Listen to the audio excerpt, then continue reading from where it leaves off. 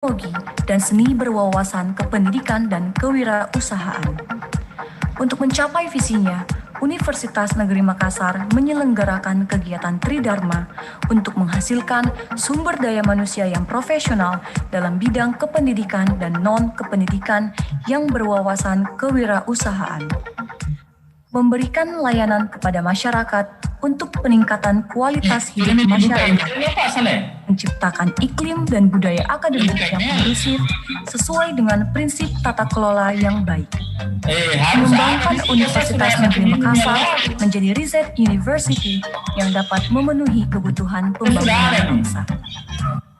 Mengembangkan jejaring atau kerjasama dengan pemerintah, swasta, dan atau institusi dan lembaga lain pada tingkat nasional dan internasional. Adapun tujuan dari Universitas Negeri Makassar adalah menghasilkan lulusan profesional yang dapat diterima sebagai warga masyarakat dan berbudi pekerti luhur. Terwujudnya universitas mandiri dan bertata kelola yang baik sesuai dengan peraturan perundang-undangan. Menghasilkan produk ilmu pengetahuan dan teknologi serta seni yang bernilai kewirausahaan. Terwujudnya jejaring atau kerjasama profesional dalam bidang pendidikan, penelitian, dan pengabdian kepada masyarakat dengan pemerintah pusat atau daerah, BUMN, swasta, institusi atau lembaga lain pada tingkat nasional ataupun internasional demi kemaslahatan manusia. Meningkatkan kualitas penyelenggaraan pendidikan yang beratmosfer akademik yang mengembangkan kemampuan intelektual, emosional, dan sosial secara terpadu sesama sivitas akademika. Universitas Negeri Makassar memiliki 9 fakultas dan 1 program pasca sarjana. Fakultasnya adalah Fakultas Matematika dan Ilmu Pengetahuan Alam, Fakultas Teknik, Fakultas Ilmu Keolahragaan, Fakultas Ilmu Pendidikan, Fakultas Bahasa dan Sastra, Fakultas Ilmu Sosial, Fakultas Psikologi, Fakultas Seni dan Desain, dan Fakultas Ekonomi.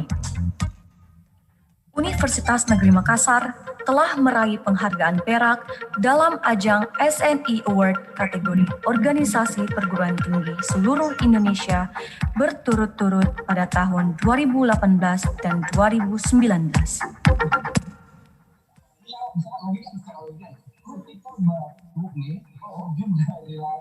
Universitas Negeri Makassar memiliki 45 prodi yang telah terakreditasi unggul dan selebihnya diupayakan agar terakreditasi unggul. Universitas Negeri Makassar memiliki 106 prodi baik S1, S2, dan S3. Jumlah dosen yang dimiliki Universitas Negeri Makassar sebanyak 1.185 orang. Guru besar sebanyak 89 orang, doktor sebanyak 455 orang, dan selebihnya berkualifikasi magister. Universitas Negeri Makassar telah memiliki statuta baru setelah diterbitkannya Peraturan Menteri Riset, Teknologi, dan Pendidikan Tinggi Nomor 7 Tahun 2018 tentang Statuta Universitas Negeri Makassar. Dan seiring dengan lahirnya Organisasi Tata Kelola atau OTK melalui Permenristek Dikti Nomor 15 Tahun 2019. Universitas Negeri Makassar berhasil meraih 8 medali dengan rincian 1 emas, 3 perak, 2 perunggu, dan 2 favorit dalam ajang Timnas ke-32 tahun 2019 di Universitas Udayana Bali, sekaligus sebagai peringkat pertama di kawasan timur Indonesia. Dalam sisi kelembagaan, Universitas Negeri Makassar telah terakreditasi A yang berarti unggul. Hal tersebut semuanya dapat diraih karena Universitas Negeri Makassar memiliki semangat yang tinggi untuk maju dan siap bekerja sama dengan segala pihak, baik internal maupun eksternal. Dengan demikian, Universitas Negeri Makassar menjadi salah satu universitas yang unggul di tanah air dan kemudian di kancah internasional.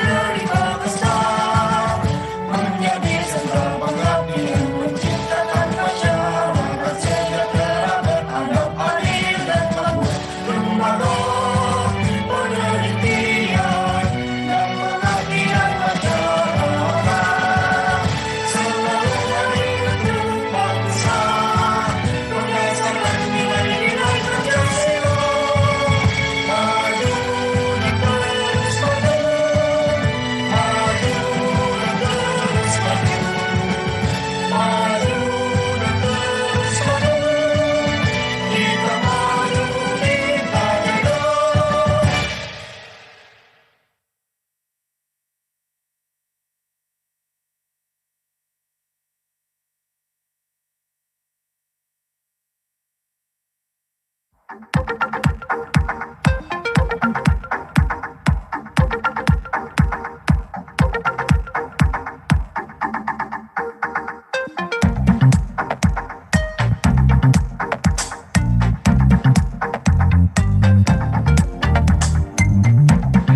datang di kampus Universitas Negeri Makassar.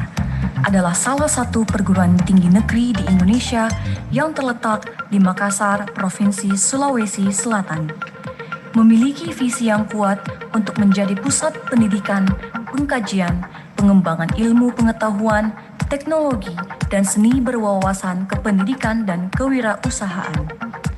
Untuk mencapai visinya, Universitas Negeri Makassar menyelenggarakan kegiatan Tridharma untuk menghasilkan sumber daya manusia yang profesional dalam bidang kependidikan dan non-kependidikan yang berwawasan kewirausahaan. Memberikan layanan kepada masyarakat untuk peningkatan kualitas hidup masyarakat. Menciptakan iklim dan budaya akademik yang kondusif sesuai dengan prinsip tata kelola yang baik. Mengembangkan Universitas Negeri Makassar menjadi riset university yang dapat memenuhi kebutuhan pembangunan bangsa. Mengembangkan jejaring atau kerjasama dengan pemerintah, swasta, dan atau institusi dan lembaga lain pada tingkat nasional dan internasional. Adapun tujuan dari Universitas Negeri Makassar adalah menghasilkan lulusan profesional yang dapat diterima sebagai warga masyarakat dan berbudi pekerti luhur. Terwujudnya universitas mandiri dan bertata kelola yang baik sesuai dengan peraturan perundang-undangan. Menghasilkan produk ilmu pengetahuan dan teknologi serta seni yang bernilai kewirausahaan. Terwujudnya jejaring atau kerjasama profesional dalam bidang pendidikan, penelitian, dan pengabdian kepada masyarakat dengan pemerintah pusat atau daerah, BUMN, swasta, institusi atau lembaga lain pada tingkat nasional ataupun internasional demi kemaslahatan manusia. Meningkatkan kualitas penyelenggaraan pendidikan yang beratmosfer akademik yang mengembangkan kemampuan intelektual, emosional, dan sosial secara terpadu sesama sivitas akademika.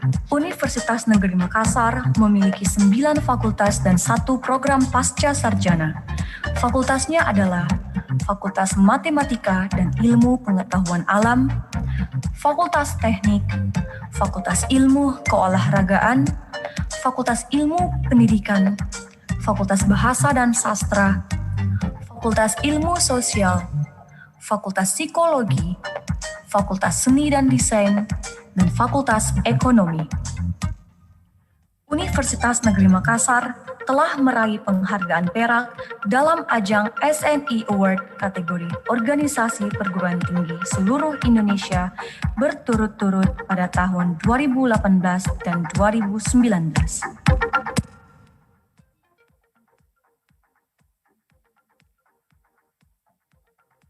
Universitas Negeri Makassar memiliki 45 prodi yang telah terakreditasi unggul dan selebihnya diupayakan agar terakreditasi unggul. Universitas Negeri Makassar memiliki 106 prodi baik S1, S2, dan S3. Jumlah dosen yang dimiliki Universitas Negeri Makassar sebanyak 1.185 orang. Guru besar sebanyak 89 orang, doktor sebanyak 455 orang, dan selebihnya berkualifikasi magister. Universitas Negeri Makassar telah memiliki statuta baru setelah diterbitkannya Peraturan Menteri Riset, Teknologi, dan Pendidikan Tinggi Nomor 7 Tahun 2018 tentang Statuta Universitas Negeri Makassar. Dan seiring dengan lahirnya Organisasi Tata Kelola atau OTK melalui Permenristek Dikti Nomor 15 Tahun 2019. Universitas Negeri Makassar berhasil meraih 8 medali dengan rincian 1 emas, 3 perak, 2 perunggu, dan 2 favorit dalam ajang Timnas ke-32 tahun 2019 di Universitas Udayana Bali, sekaligus sebagai peringkat pertama di kawasan timur Indonesia. Dalam sisi kelembagaan, Universitas Negeri Makassar telah terakreditasi A yang berarti unggul. Hal tersebut semuanya dapat diraih karena Universitas Negeri Makassar memiliki semangat yang tinggi untuk maju dan siap bekerja sama dengan segala pihak, baik internal maupun eksternal. Dengan demikian, Universitas Negeri Makassar menjadi salah satu universitas yang unggul di tanah air dan kemudian di kancah internasional.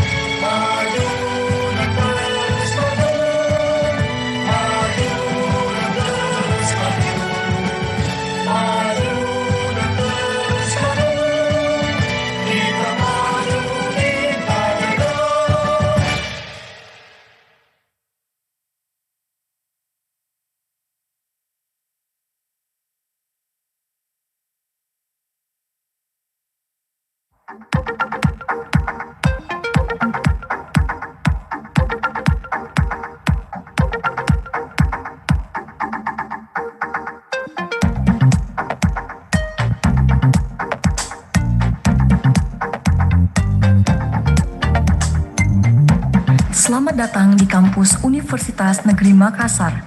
Adalah salah satu perguruan tinggi negeri di Indonesia yang terletak di Makassar, Provinsi Sulawesi Selatan.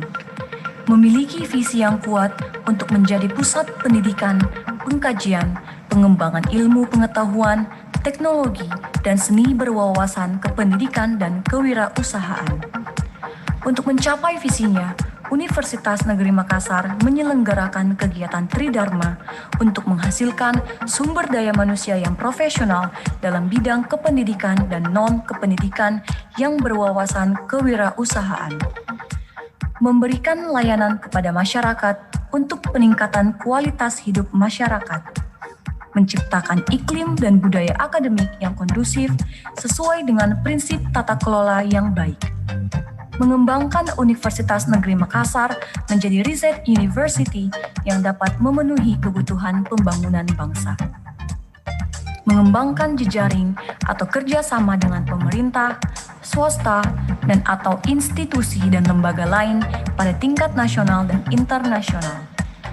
Adapun tujuan dari Universitas Negeri Makassar adalah menghasilkan lulusan profesional yang dapat diterima sebagai warga masyarakat dan berbudi pekerti luhur. Terwujudnya universitas mandiri dan bertata kelola yang baik sesuai dengan peraturan perundang-undangan. Menghasilkan produk ilmu pengetahuan dan teknologi serta seni yang bernilai kewirausahaan. Terwujudnya jejaring atau kerjasama profesional dalam bidang pendidikan, penelitian, dan pengabdian kepada masyarakat dengan pemerintah pusat atau daerah, BUMN, swasta, institusi atau lembaga lain pada tingkat nasional ataupun internasional demi kemaslahatan manusia. Meningkatkan kualitas penyelenggaraan pendidikan yang beratmosfer akademik yang mengembangkan kemampuan intelektual, emosional, dan sosial secara terpadu sesama sivitas akademika. Universitas Negeri Makassar memiliki 9 fakultas dan 1 program pasca sarjana. Fakultasnya adalah Fakultas Matematika dan Ilmu Pengetahuan Alam, Fakultas Teknik, Fakultas Ilmu Keolahragaan, Fakultas Ilmu Pendidikan, Fakultas Bahasa dan Sastra, Fakultas Ilmu Sosial, Fakultas Psikologi, Fakultas Seni dan Desain, dan Fakultas Ekonomi. Universitas Negeri Makassar telah meraih penghargaan perak dalam ajang SNI Award kategori Organisasi Perguruan Tinggi seluruh Indonesia berturut-turut pada tahun 2018 dan 2019.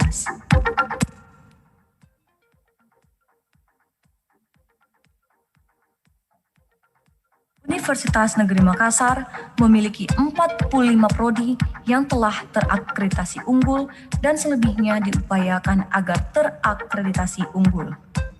Universitas Negeri Makassar memiliki 106 prodi baik S1, S2, dan S3.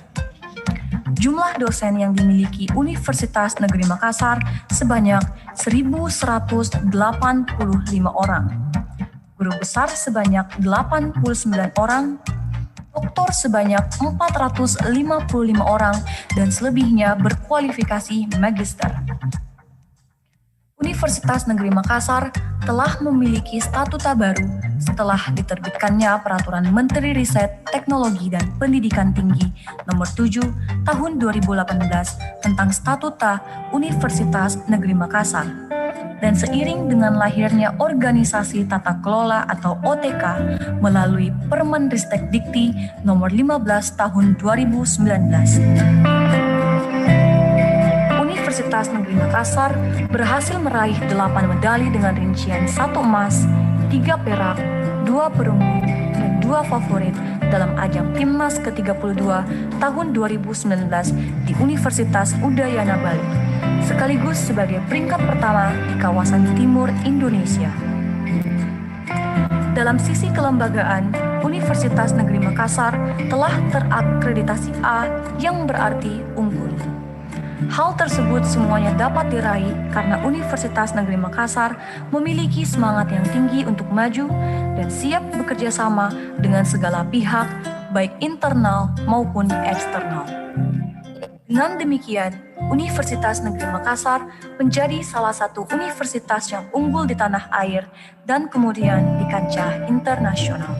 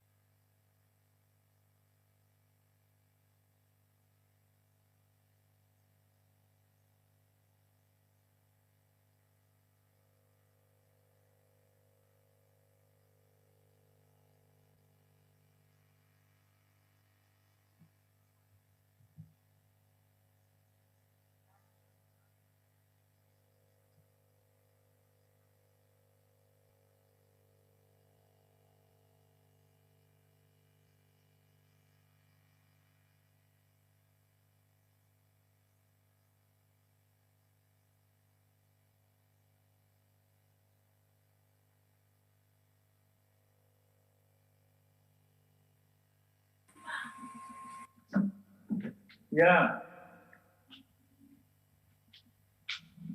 Mana?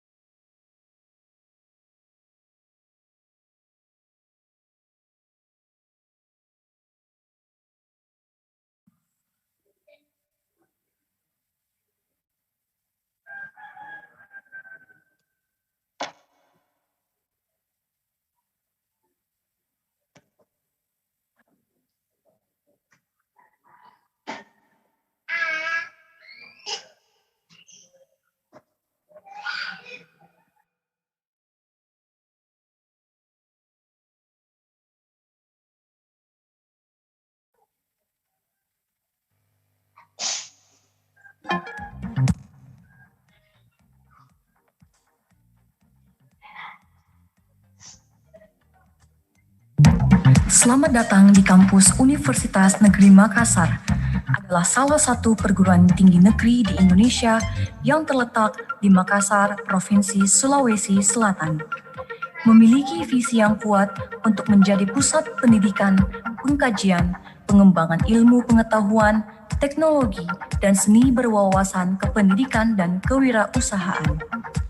Untuk mencapai visinya, Universitas Negeri Makassar menyelenggarakan kegiatan Tridharma untuk menghasilkan sumber daya manusia yang profesional dalam bidang kependidikan dan non-kependidikan yang berwawasan kewirausahaan.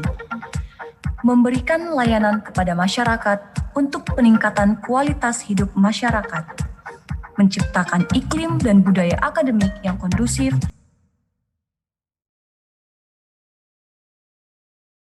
Makassar menjadi riset university yang dapat memenuhi kebutuhan pembangunan bangsa. Mengembangkan jejaring atau kerjasama dengan pemerintah, swasta, dan atau institusi dan lembaga lain pada tingkat nasional dan internasional. Adapun tujuan dari Universitas Negeri Makassar adalah menghasilkan lulusan profesional yang dapat diterima sebagai warga masyarakat dan berbudi pekerti luhur. Terwujudnya universitas mandiri dan bertata kelola yang baik sesuai dengan peraturan perundang-undangan. Menghasilkan produk ilmu pengetahuan dan teknologi serta seni yang bernilai kewirausahaan. Terwujudnya jejaring atau kerjasama profesional dalam bidang pendidikan, penelitian, dan pengabdian kepada masyarakat dengan pemerintah pusat atau daerah, BUMN, swasta, institusi atau lembaga lain pada tingkat nasional ataupun internasional demi kemaslahatan manusia. Meningkatkan kualitas penyelenggaraan pendidikan yang beratmosfer akademik yang mengembangkan kemampuan intelektual, emosional, dan sosial secara terpadu sesama sivitas akademika. Universitas Negeri Makassar memiliki 9 fakultas dan 1 program pasca sarjana. Fakultasnya adalah Fakultas Matematika dan Ilmu Pengetahuan Alam, Fakultas Teknik, Fakultas Ilmu Keolahragaan, Fakultas Ilmu Pendidikan, Fakultas Bahasa dan Sastra, Fakultas Ilmu Sosial, Fakultas Psikologi, Fakultas Seni dan Desain, dan Fakultas Ekonomi. Universitas Negeri Makassar telah meraih penghargaan perak dalam ajang SNI Award kategori Organisasi Perguruan Tinggi seluruh Indonesia berturut-turut pada tahun 2018 dan 2019.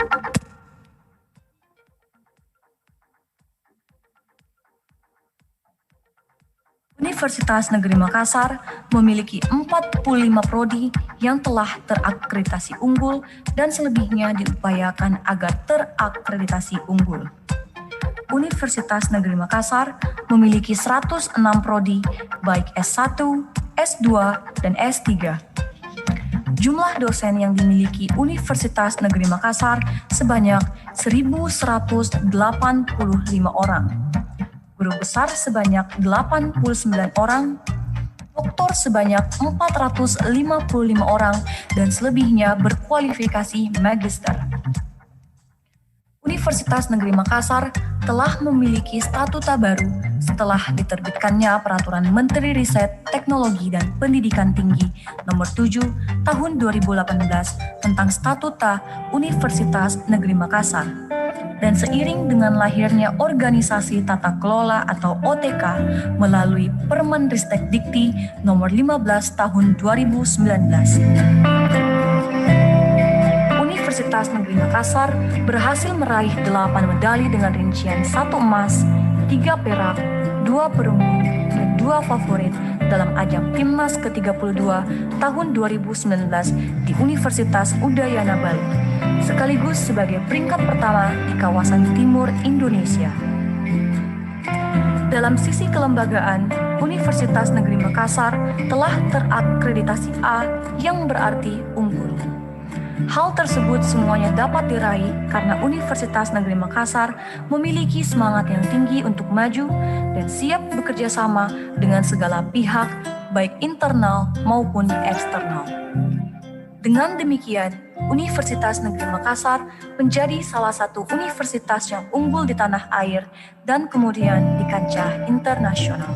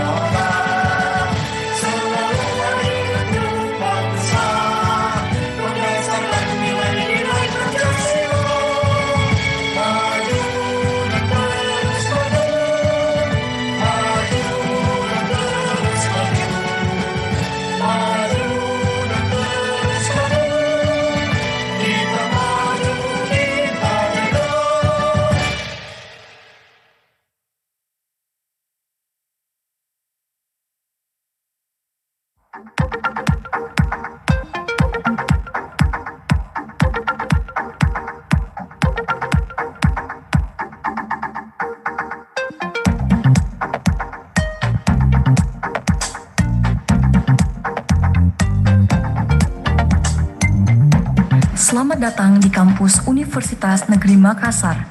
Adalah salah satu perguruan tinggi negeri di Indonesia yang terletak di Makassar, Provinsi Sulawesi Selatan. Memiliki visi yang kuat untuk menjadi pusat pendidikan, pengkajian, pengembangan ilmu pengetahuan, teknologi, dan seni berwawasan kependidikan dan kewirausahaan.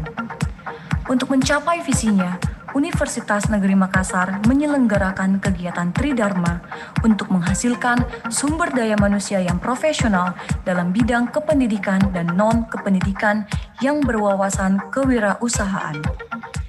Memberikan layanan kepada masyarakat untuk peningkatan kualitas hidup masyarakat. Menciptakan iklim dan budaya akademik yang kondusif sesuai dengan prinsip tata kelola yang baik. Mengembangkan Universitas Negeri Makassar menjadi riset university yang dapat memenuhi kebutuhan pembangunan bangsa. Mengembangkan jejaring atau kerjasama dengan pemerintah, swasta, dan atau institusi dan lembaga lain pada tingkat nasional dan internasional. Adapun tujuan dari Universitas Negeri Makassar adalah menghasilkan lulusan profesional yang dapat diterima sebagai warga masyarakat dan berbudi pekerti luhur. Terwujudnya universitas mandiri dan bertata kelola yang baik sesuai dengan peraturan perundang-undangan. Menghasilkan produk ilmu pengetahuan dan teknologi serta seni yang bernilai kewirausahaan. Terwujudnya jejaring atau kerjasama profesional dalam bidang pendidikan, penelitian, dan pengabdian kepada masyarakat dengan pemerintah pusat atau daerah, BUMN, swasta, institusi atau lembaga lain pada tingkat nasional ataupun internasional demi kemaslahatan manusia. Meningkatkan kualitas penyelenggaraan pendidikan yang beratmosfer akademik yang mengembangkan kemampuan intelektual, emosional, dan sosial secara terpadu sesama sivitas akademika. Universitas Negeri Makassar memiliki 9 fakultas dan 1 program pasca sarjana. Fakultasnya adalah Fakultas Matematika dan Ilmu Pengetahuan Alam, Fakultas Teknik, Fakultas Ilmu Keolahragaan, Fakultas Ilmu Pendidikan, Fakultas Bahasa dan Sastra, Fakultas Ilmu Sosial, Fakultas Psikologi, Fakultas Seni dan Desain, dan Fakultas Ekonomi. Universitas Negeri Makassar telah meraih penghargaan perak dalam ajang SNI Award kategori Organisasi Perguruan Tinggi Seluruh Indonesia berturut-turut pada tahun 2018 dan 2019.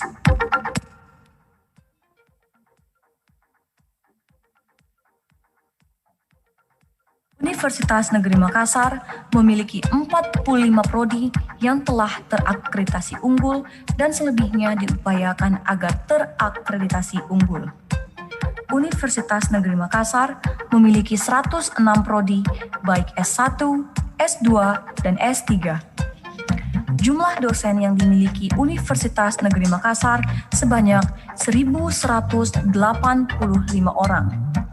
Guru besar sebanyak 89 orang, doktor sebanyak 455 orang, dan selebihnya berkualifikasi magister. Universitas Negeri Makassar telah memiliki statuta baru setelah diterbitkannya Peraturan Menteri Riset, Teknologi, dan Pendidikan Tinggi Nomor 7 Tahun 2018 tentang Statuta Universitas Negeri Makassar. Dan seiring dengan lahirnya Organisasi Tata Kelola atau OTK melalui Permenristek Dikti Nomor 15 Tahun 2019.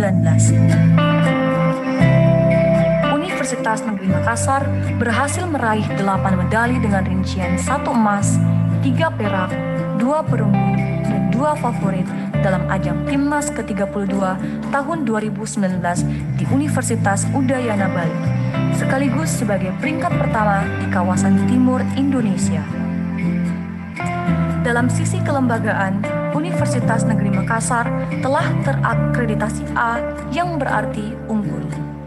Hal tersebut semuanya dapat diraih karena Universitas Negeri Makassar memiliki semangat yang tinggi untuk maju dan siap bekerja sama dengan segala pihak baik internal maupun eksternal. Dengan demikian, Universitas Negeri Makassar menjadi salah satu universitas yang unggul di tanah air dan kemudian di kancah internasional.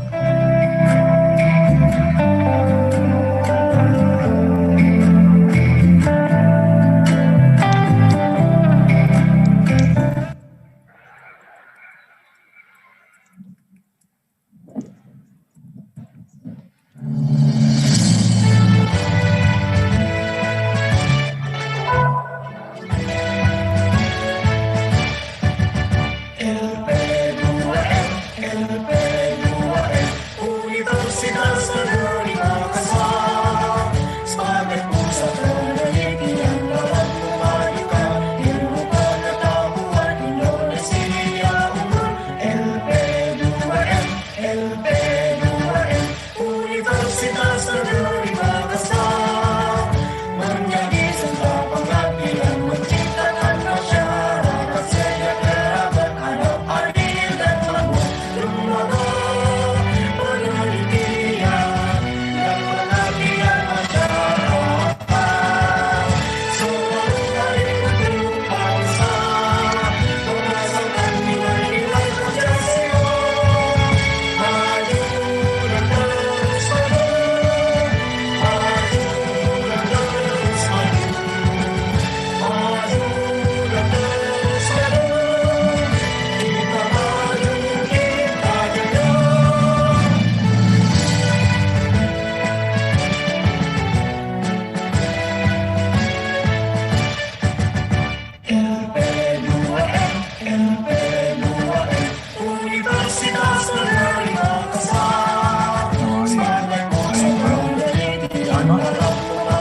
microphone here is good. It's working well, but I can't hear Universitas Negeri Makassar menjadi sentra pengabdian menciptakan masyarakat sejahtera beradab adil dan makmur. Lembaga penelitian dan pengabdian masyarakat selalu hadir bangsa berdasarkan nilai-nilai Pancasila.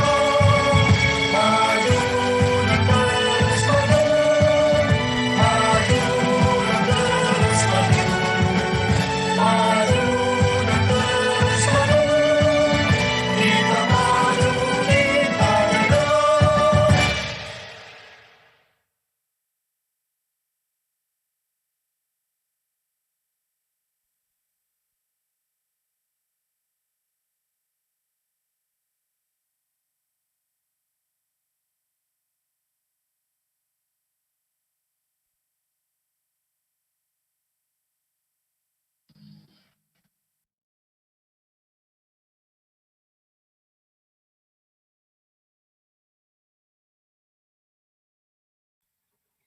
Hello, hello.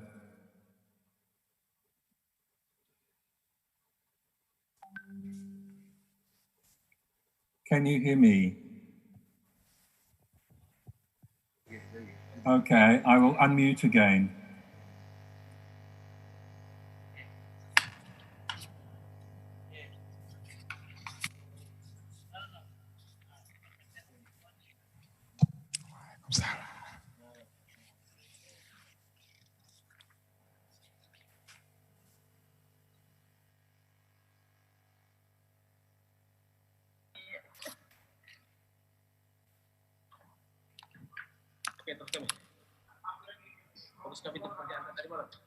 Itu ya masih unmute.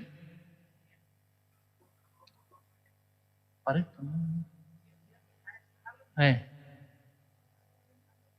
Bisa unmute.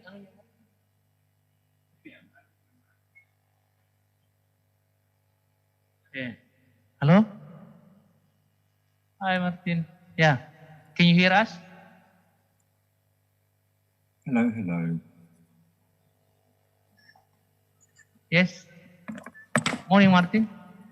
Yeah. Good morning, Martin. Hello, hello, hello. Yes. Good morning.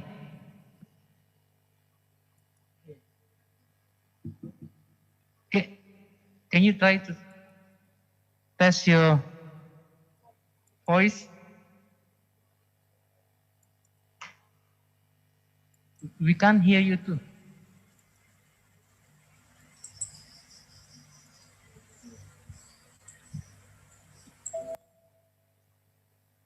Yeah.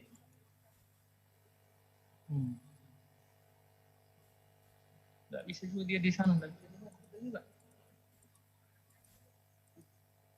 Nggak bisa. Apa?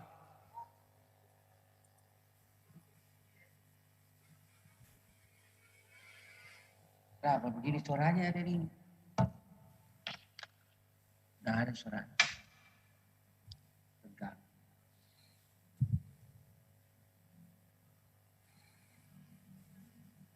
Nggak ada suaranya nih.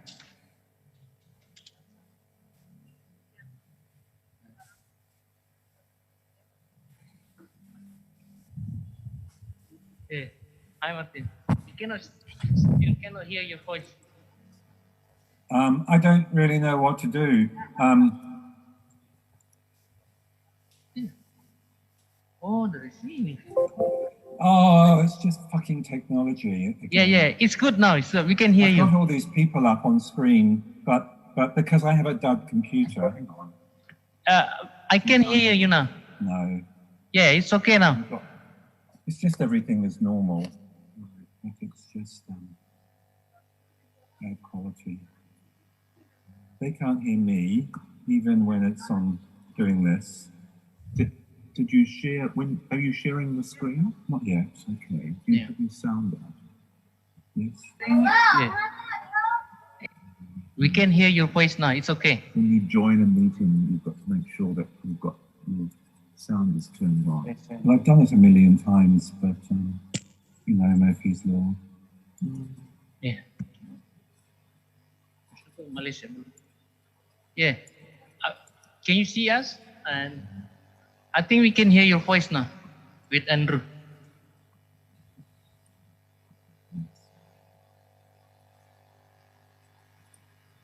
That's the sound.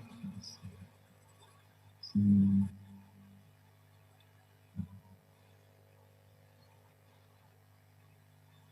you rejoin? I suppose you can't. You set the meeting up, so they can't hear you. I can't hear them. I can't hear them. But do you think it's? Do you want to try another? Do you want to try my headphones? Okay. But I'm pretty sure that there's this computer.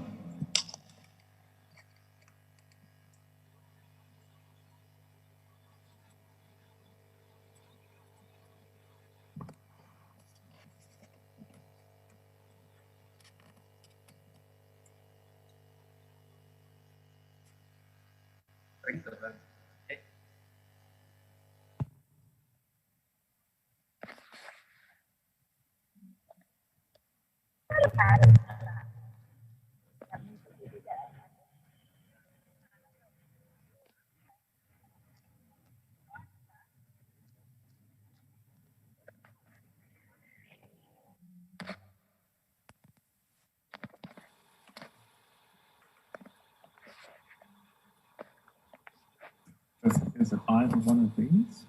It's the green one. This one? Yeah.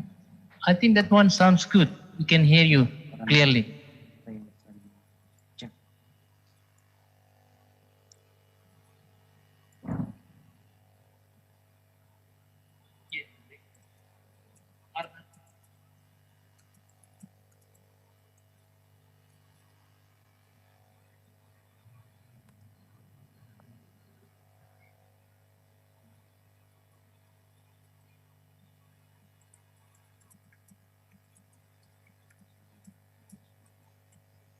Well, the microphone's not reach. Okay, apparently they can hear me. It's just that I can't hear them. Oops.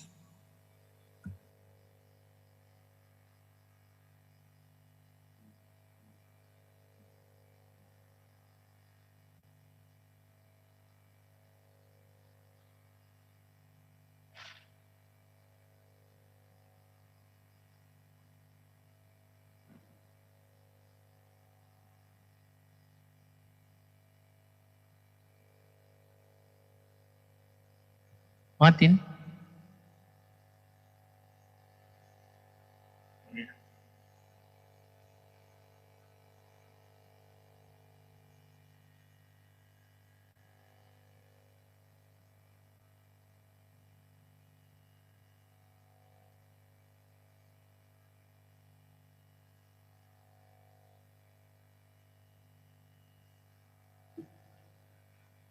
Assalamualaikum, Dr. Yusri. Waalaikumsalam. Yeah, how are you there? Yeah, so far so good. Alhamdulillah. Alhamdulillah. Is there any difference between Malaysia and Indonesia? The current time is about 9, 6. No different, I guess. Oh, okay. Yeah, we are about to start. I think. Yeah, we are waiting the rector. All right. Yeah.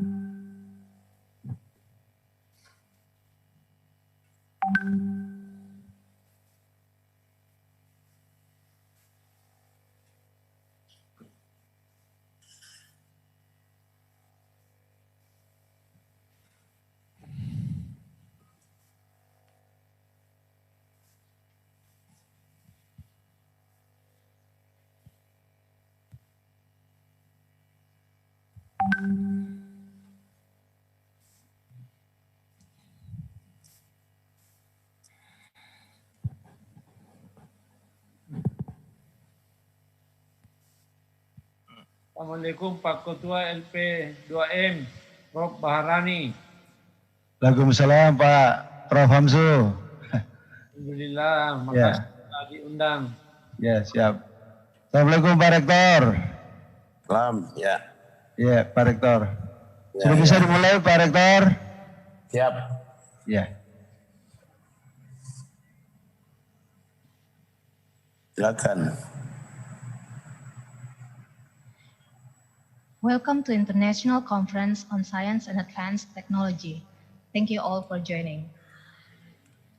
Distinguished Rector of Universitas Negeri Makassar and his deputies, distinguished keynote speakers, Dr. Yusuf Kamin, Dr. Martin Andrew, Professor Dr. Hasnawi Haris M. Hum, distinguished deans of Universitas Negeri Makassar and Director of Postgraduate Program Universitas Negeri Makassar, distinguished heads and secretaries of the organizational units, distinguished heads of bureaus, distinguished guest participants, ladies and gentlemen. Assalamualaikum warahmatullahi wabarakatuh. Good morning. Waalaikumsalam warahmatullahi wabarakatuh. All praises to Allah Subhanahu wa Ta'ala who blesses us so we can hold this international conference. And salawat and salam to the messenger Muhammad Sallallahu Alaihi Wasallam. Peace be upon him. It is a great pleasure to welcome you all to this international conference themed Utilizing Research Finding to Create Sustainable Solutions for Human Welfare. I, Fatima Hidayahni Amin, is very delighted to have you all in this virtual meeting. Thank you all again to join. This conference is hosted by Lembaga Penelitian dan Pengabdian pada Masyarakat Universitas Negeri Makassar. It invites from speakers internationally and nationally, particularly in the area of science and advanced technology.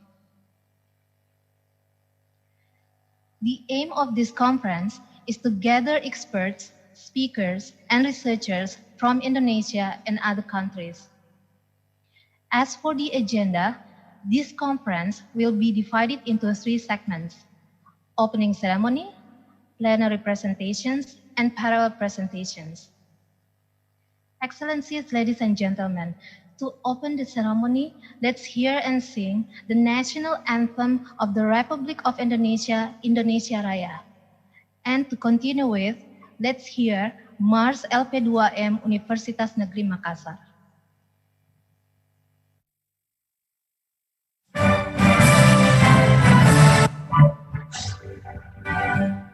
Indonesia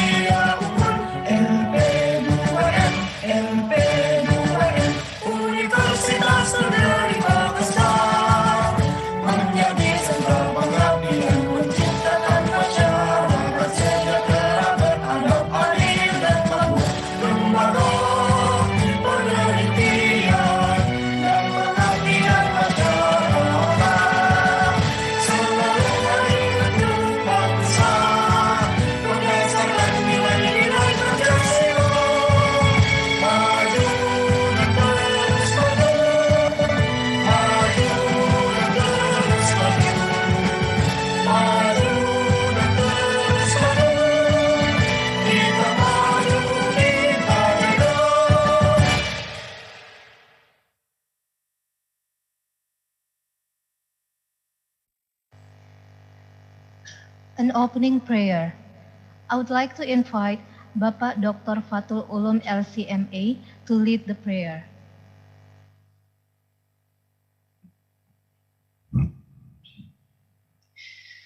Assalamualaikum warahmatullahi wabarakatuh. Alhamdulillah, salatu wassalamu ala rasulillah wa ala alihi wa ashabihi wa man walah wa ba'd. Bapak Rektor serta hadirin sekalian yang mudah-mudahan senantiasa dalam lindungan Allah Subhanahu wa taala. Mengawali acara kita pada pagi hari ini, mari bersama-sama kita tundukkan kepala kita khusyukkan hati dan pikiran kita untuk berdoa dan bermunajat kepada Allah Subhanahu wa taala untuk kebaikan kita semua. A'udzu billahi minasyaitonir rajim. Bismillahirrahmanirrahim. Alhamdulillahi rabbil alamin. Hamdan syakirin, hamdan na'imin, hamdan yuwafi ni'amahu wa yukafi'u mazidah.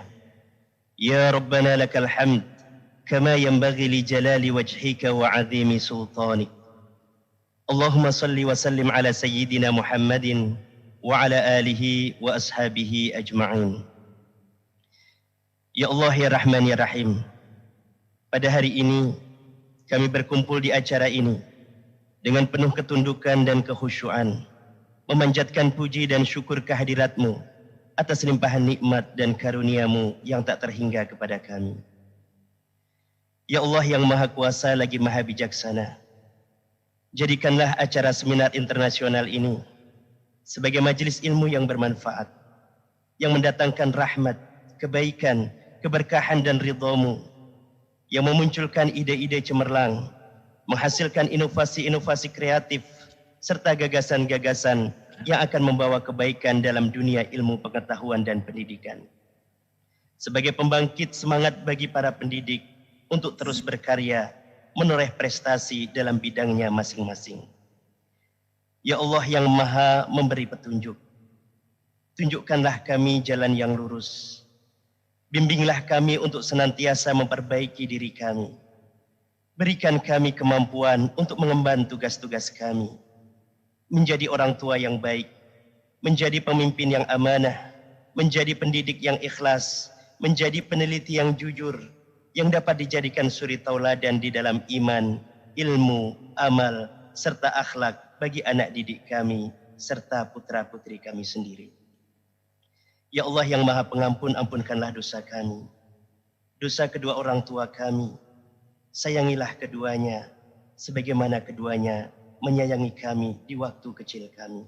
Rabbana atina fid dunya hasanah wa fil akhirati hasanah wa qina adzabannar. Walhamdulillahi rabbil alamin. Assalamualaikum warahmatullahi wabarakatuh.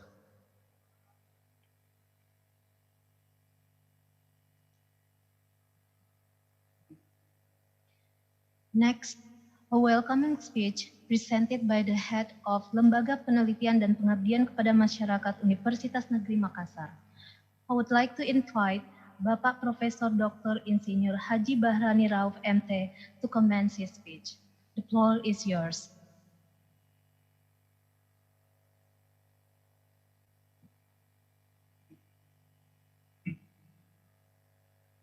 Bismillahirrahmanirrahim. Assalamualaikum warahmatullahi wabarakatuh. Waalaikumsalam warahmatullahi wabarakatuh.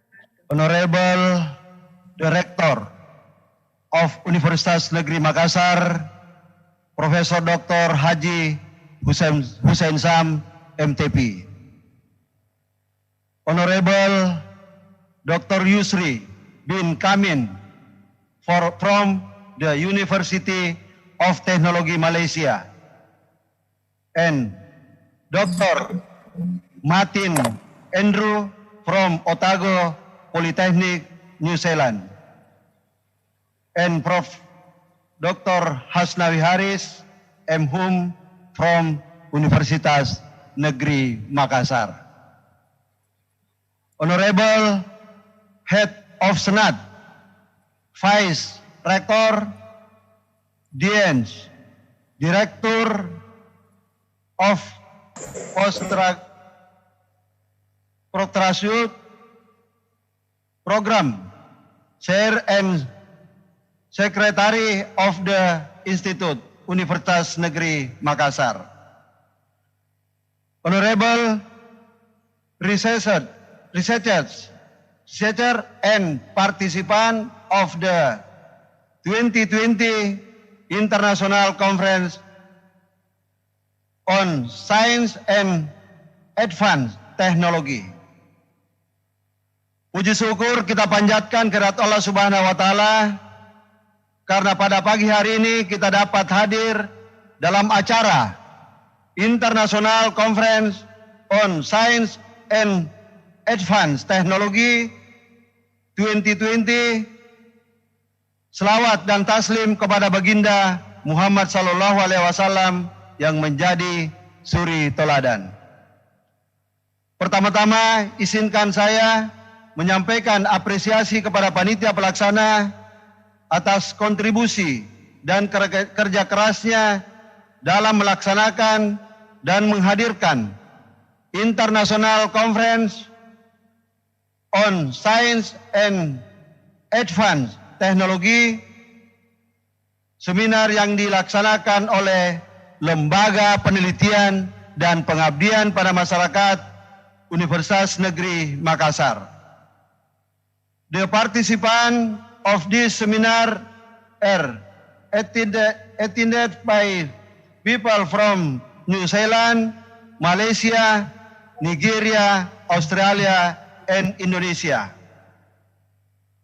Perlu saya sampaikan bahwa International Conference on Science and Advanced Technology bertujuan untuk mempublikasikan hasil-hasil penelitian sehingga dapat memberikan manfaat kepada masyarakat secara umum.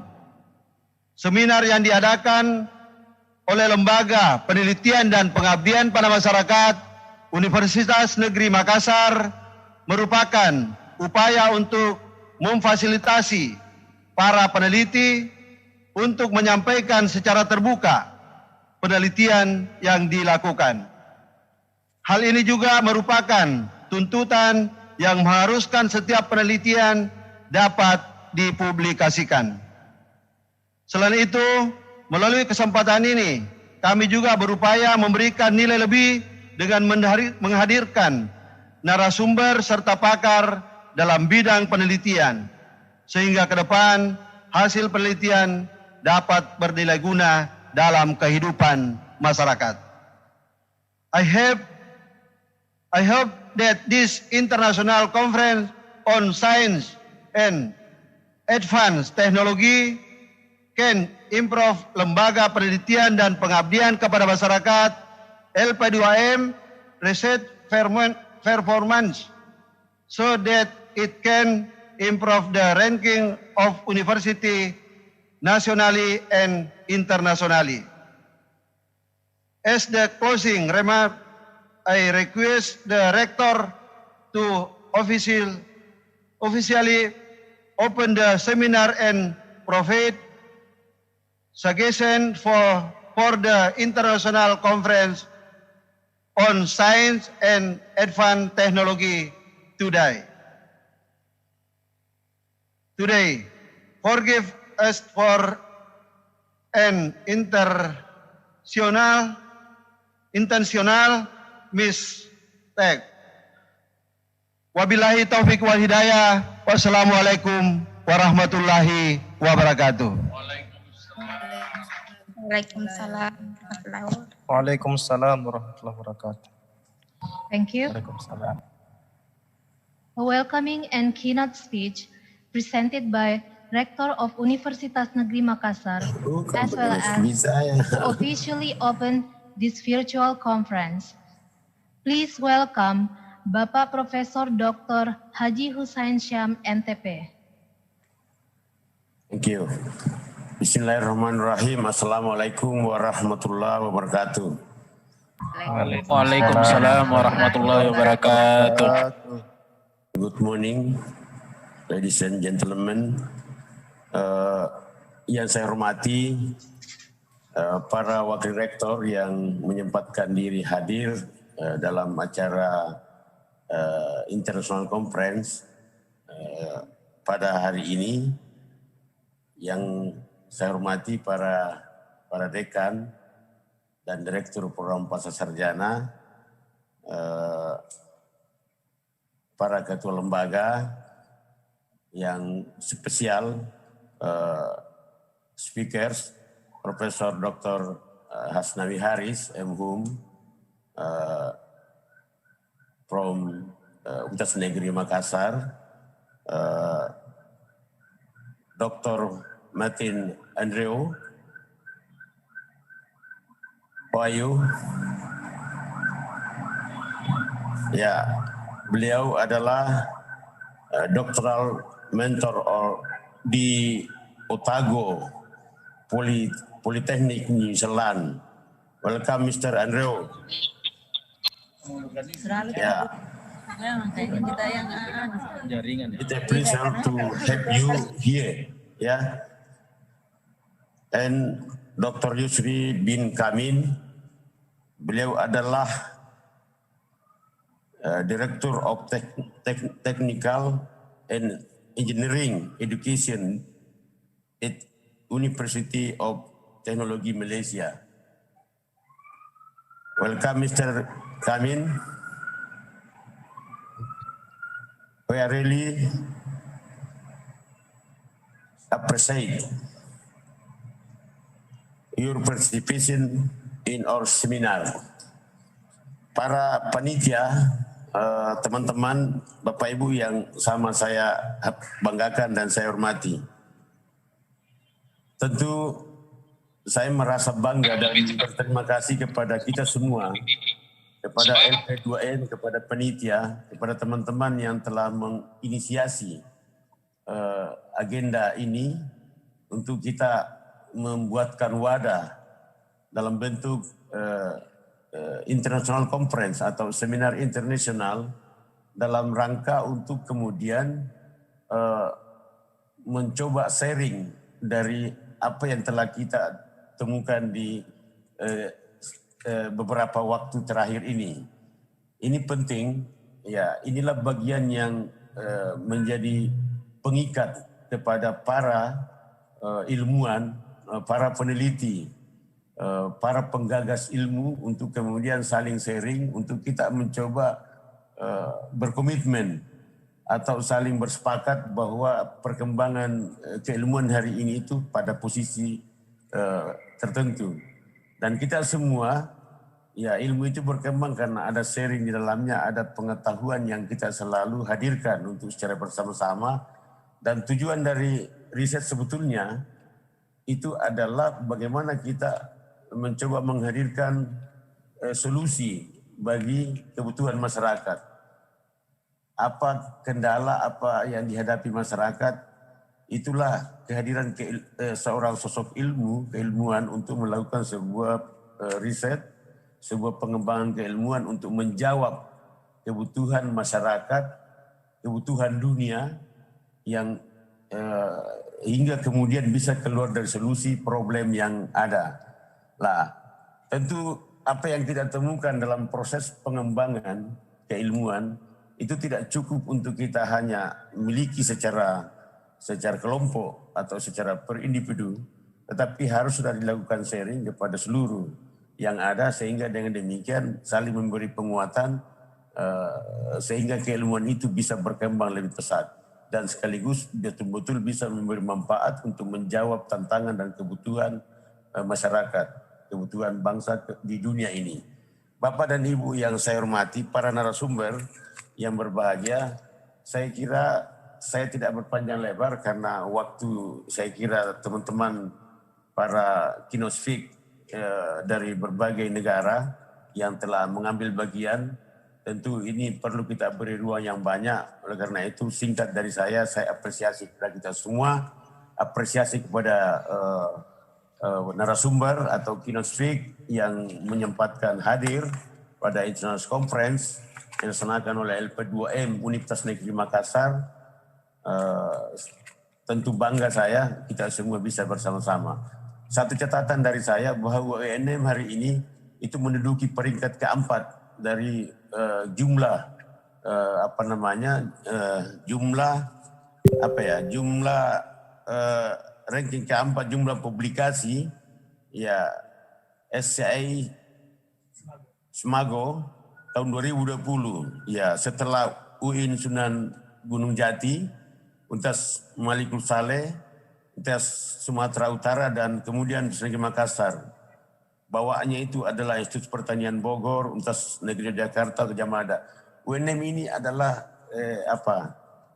dipenuhi oleh sumber daya manusia yang saya kira sangat bergairah, sangat luar biasa. Mungkin karena ketua LP2M-nya yang penuh semangat, membuka acara juga tadi sangat semangat, sehingga saya kira inilah yang mempengaruhi sehingga semakin hari, semakin tahun ke tahun, semakin meningkat kinerja LP2M.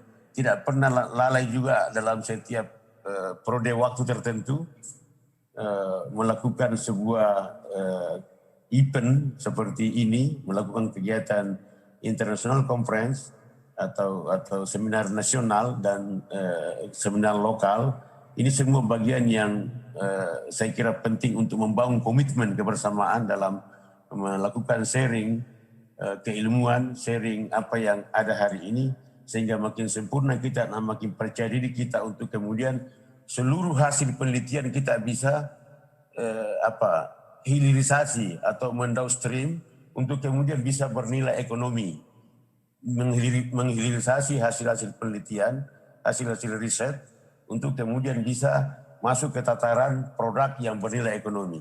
Nilai yang kita harapkan, tapi paling tidak kita berdiskusi dulu tentang level pada konsep hasil, lalu kemudian kita sudah bersepakat, maka kita bisa bawa ke nilai ekonomi. Itulah kira-kira sebetulnya ending atau ke akhir dari sebuah proses pengembangan keilmuan melalui riset yang kita telah lakukan secara bersama-sama.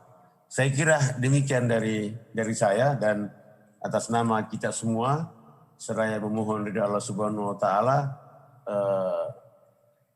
izinkan saya membuka international conference atau seminar internasional dalam rangka pemanfaatan temuan riset untuk menciptakan solusi bagi kesejahteraan manusia yang berkelanjutan.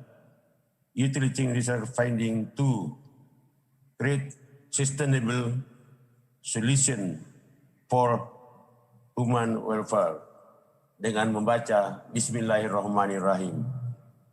Assalamualaikum warahmatullahi wabarakatuh. Waalaikumsalam warahmatullahi wabarakatuh. Waalaikumsalam warahmatullahi wabarakatuh.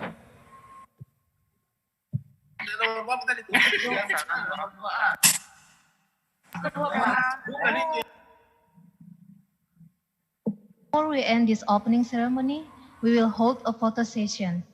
Let me invite again our rector, Bapak Profesor Dr. Haji Hussain Syam MTP, to have some photographs with us. To all participants and guests, please turn on your video. The committee, you are now allowed to photograph us. Mohon dinyalakan videonya untuk semua participants and guests.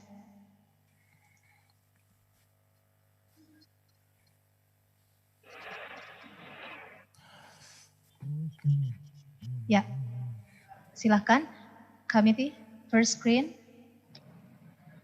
Kameranya. Next.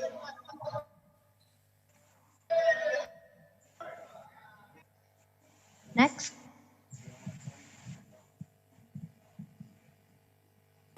Next.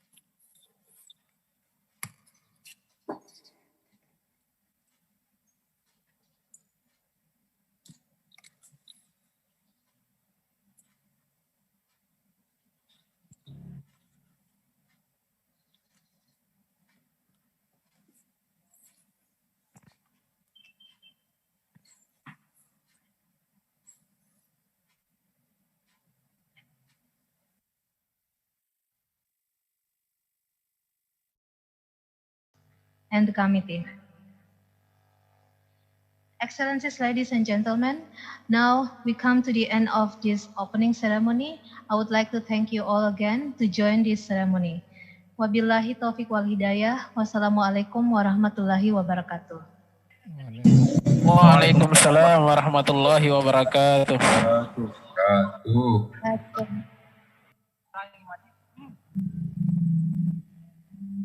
Next, we proceed to the primary conference agenda, the plenary session, with our distinguished speakers, Dr. Yusri bin Kamin, Dr. Martin Andrew, and Professor Dr. Hasnawi Haris M. Hom. This session will be chaired by Dr. Geminastiti Sakir, MPD. Without further ado, I would like to welcome Dr. Geminastiti to commence the plenary session. The floor is yours. Thank you very much, Master of Ceremony. Bismillahirrahmanirrahim. Assalamualaikum warahmatullahi wabarakatuh. And good morning. Waalaikumsalam warahmatullahi wabarakatuh. Berapa? The Honorable Rector of Universitas Negeri Makassar, Profesor Dr. H. Husain Sam, MTP. The Honorable all of the Vice Rectors of Universitas Negeri Makassar. The Honorable all of the Dean of Faculties of Universitas Negeri Makassar. The Honorable all of the invited speakers. The Honorable the Head of Research and Community Service Institute, Universitas Negeri Makassar, Profesor Dr. H. Bahrani A. Rauf, MT. The Honorable the Head of Organizing Committee, International Conference on Science and Advanced Technology, Amirullah SPD, MED, PhD. The Honorable all of the professors, lecturers, presenters, and participants. Welcome to the main sessions of International Conference and Science and Advanced Technology. I'm Gemina Stiti Sakir. I'm lecturer of English Education Department, Language and Literature Faculty, Universitas Negeri Makassar. Now, I'm as moderator of these sessions. Ladies and gentlemen, this morning we have 3 invited speakers. Dr. Yusri bin Kamin from University of Technology Malaysia, Dr. Martin Andrew from Otago Polytechnic, New Zealand, and Professor Dr. H. Hasnawi Haris, M.Hum, from Universitas Negeri Makassar. After all of the presentations, there is discussion sessions. So, ladies and gentlemen, if you have questions, you can write in chat box or raise your hand. And while the presentations, please mute your microphone. Well, ladies and gentlemen, the first speaker this morning is Dr. Yusri bin Kamin from University of Technology Malaysia. To deliver his presentations, I would like to introduce a short profile of the speaker. Dr. Yusri bin Kamin is Associate Professor at Technical and Engineering Education Department, School of Education, Faculty of Social Sciences and Humanities, University Technology of Malaysia.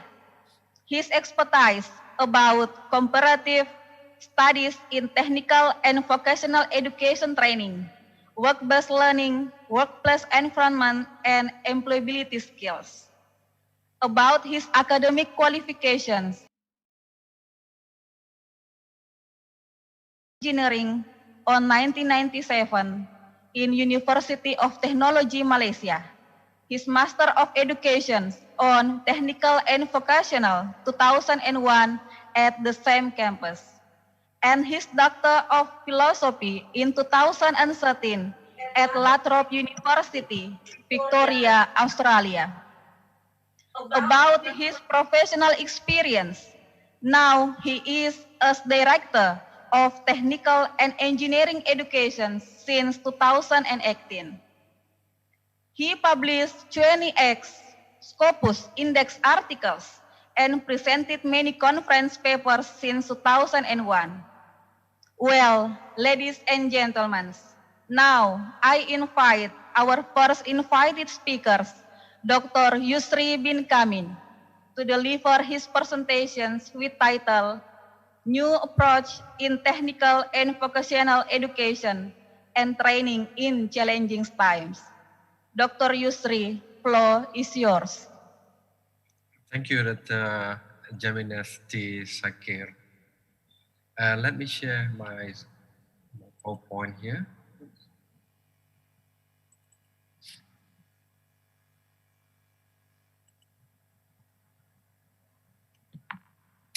Bismillahirrahmanirrahim. Assalamualaikum warahmatullahi wabarakatuh, and very good morning to all of you. Is it everyone? Waalaikumsalam warahmatullahi wabarakatuh. Waalaikumsalam. Waalaikumsalam warahmatullahi wabarakatuh. Alhamdulillah. First of all, I would like to introduce myself. My name is Yusri Kamin from University Technology Malaysia. I would like to thank you to the MC that introduced myself. First of all, I would like to thank to the organizer of the ICSAT International Conference on Science and Advanced Technology at 2020, Honorable Rector UNM, Professor Dr. Husin Sham, Dean, all Dean, Professor, Doctor, colleges, participants, ladies and gentlemen, and very good morning. This is indeed a great pleasure for me to be with you here today on the occasion of ICSAT, organized by Research and Community Service Institute, Universiti Negeri Makassar, Indonesia. On behalf of the invited speaker in this international conference, I would like to take this opportunity to warmly welcome you all through webinar from Zoom. Yeah. I would like to extend my sincere appreciation to the Research and Community Service Institute, University Negeri Makassar, for organizing this conference to explore new approaches, especially in science and advanced technology, to have the opportunity sharing knowledge and experience which contributed by expert and professional from different countries in the world. In this conjunction, I would like to share some of my thought, especially more, from our experience in UTM. So my topic today is new approaches in technical and vocational education and training in challenging time. Okay, we start here. First, in the 21st century, yeah, we had a shock when all over the world getting affected from coronavirus or COVID-19 pandemic. COVID-19 is spread steadfastly around the world as a pandemic. Yeah,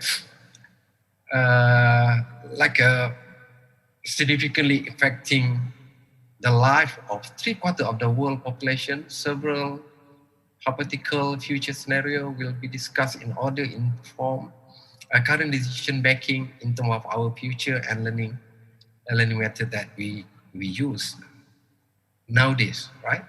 The use of technologies, educational technologies especially, this is related for the 21st century education and learning. And not to forget in IR 4.0 as well, because we need to concentrate on digital technologies, into more technologies, into computers such as artificial intelligent learning and virtual learning is highly likely to be important computer transformation for our education in future. This is referred to the Go and Sender by 2020. Yeah. So what we have to consider during this time around is in terms of our innovative of use technology in education and recognize the current and future to use of technology and strengthen teaching and learning. This is what we deal with it, especially through the online. Everything is online all over the world, not only from the Malaysia or Indonesia. I think the infected is all over the world, but we have to make sure we are capable to deliver the learning process, to ensure our students all over the part, whether they're living in the city or the rural area, can continue their learning process and no disrupted in terms of many things. So in this event, we have to ensure the student is not lag behind in terms of learning process what they have been learned. That's why as our educator at the university level or school level, we have to master and to make sure we can equip our teaching and learning process through using technology. By the hope of learn, we have to learn, we have to master, then we have to ensure we capable to handle it, and the process of learning is spread to the student as well. For in this case, the potential future scenario that are based on new technology development that we have to consider in terms of how the complex social network respond over time to cause significant event. That's why we have to always upgrading our technology use, make to ensure we are still learning in the many years. Like me also, even though we have that kind of thing, but we have to explore many things, many tools that we can help our student to learn. Then benefit and obstacle of the future use of education technology after the pandemic end. We have to think about that. Yeah, during this time, some of us still work from home, and only a few that having a face-to-face meeting with the student at the university or school. But during this time, we learn from many people. I think many researchers from the different country, what we learn from the OCAT report, from the UNESCO, from the sharing from the other friends that in China and the other part of the world that sharing how we deliver the process, teaching and learning process during this tough time. Yeah. So the effect on the educator and student of the COVID pandemic, social distancing, local and foreign travel, attendance of training have been halted. This is what we face at this moment, and what we see our conference, yeah, through webinar, just online, that we just meeting as a virtual. This is the kind of thing that a new norm that we can apply in our teaching and learning process. But to the some extent, but we have not to forget our students in the rural area that they have a lack of the technology, lack of the Wi-Fi, the internet, and so that's why we have to consider in terms of the teaching and learning process that to use many platforms, not only for the online learning, but we have to supply them with the material to WhatsApp or Telegram or any platform or like an email and so, because all of them should learn the same thing that the people that had the opportunity or had the benefit from the online. Okay, the current response in terms of the current response to COVID-19, this is what we see here, the increase of the awareness and the adoption of the available technology in education. This is wider in the education sector. If in the previous, we see only the people that teaching in the multimedia or the computer technology that master on that thing. But nowadays is a cross discipline. We have to learn how to use it, the technology that's really important for the education for the future. That's why sometimes we have to remember we try to practicing and to ensure later on before the COVID-19 is end, but we still use the kind of blended learning, the combination in terms of the online and the face-to-face meeting with the student. Yeah. What we have to consider is replace current provising in terms of the method that we deliver, in terms of the methodology, in terms of the pedagogical that we have to consider in the future. If we are train the trainer or train the teacher's trainer, we have to inject this element to the student to explore more tools, more equipment in terms of how to deliver during the facing the challenges like COVID-19, yeah, because we don't have a time to meet the face-to-face because we need to stop the COVID-19 at this moment, yeah. Then scaling up our provision of online training and educational material quickly, yeah, because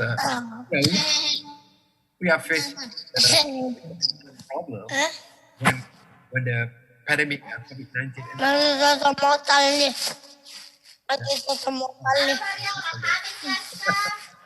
Maybe they have to mute. Yeah, we have the problem in the case of the Malaysia, we shut down for the movement MCO, movement control order, on March, and there are a few months, 3 months or 4 months. Then we don't have to go to the university.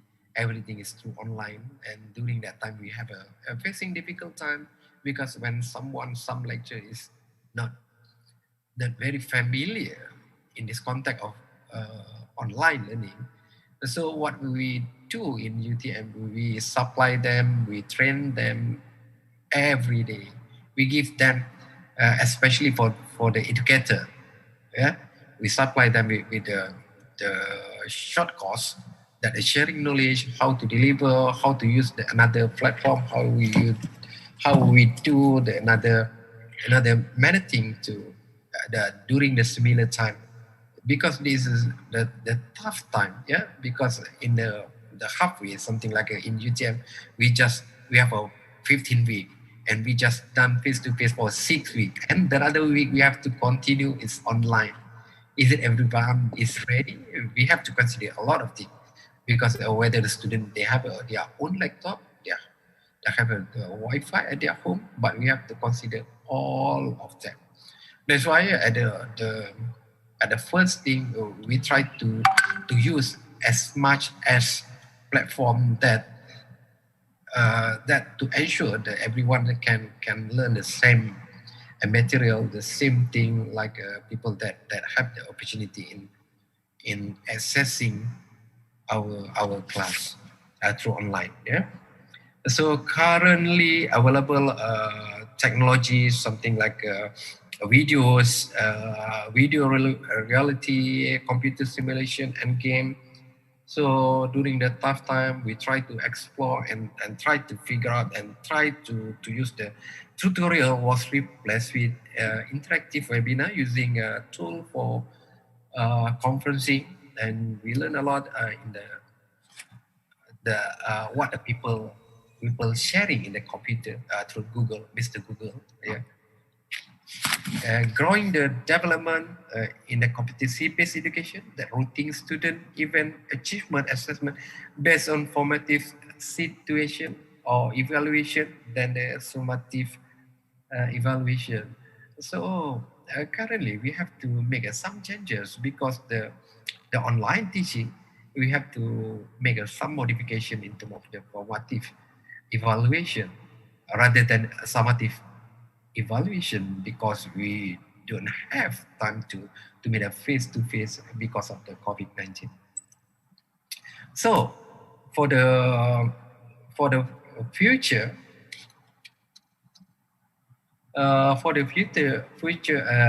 teaching and learning, this is in terms of the technology support for developing teaching and learning. This is no doubt that we have to master that. We have to learn that as an educator, as me also. I have to learn more in terms of how we can use the other alternative to attract the people, to ensure the online teaching is not bored, because sometimes we take a long time. For example, we have 3 hours. Is it we need to face to face? We need to online 3 hours for that. This is the question. But we have to inject with another activities, rather than that the classes will be bored. Yeah, the student will be boring after that. That's why we have to inject with the alternative. We have to have the tutorial over there. We have a few activities that we can see the student learning. Yeah? This is in terms of the online teaching. This is not necessary. We have to face them for 3 hours directly. Maybe our class is about 1 hour. Then we separate them. Then we place them in the small group, or we divide them in the room, in the different room. We separate them in a group. Let them do it their tasks that we will assign them to do that. Then we can monitor group by group. Yeah? Because the most important thing is the activities that the student can learn. Not only we are talking in front of the computer. Sometimes we're not sure whether the student is listening our talking or not.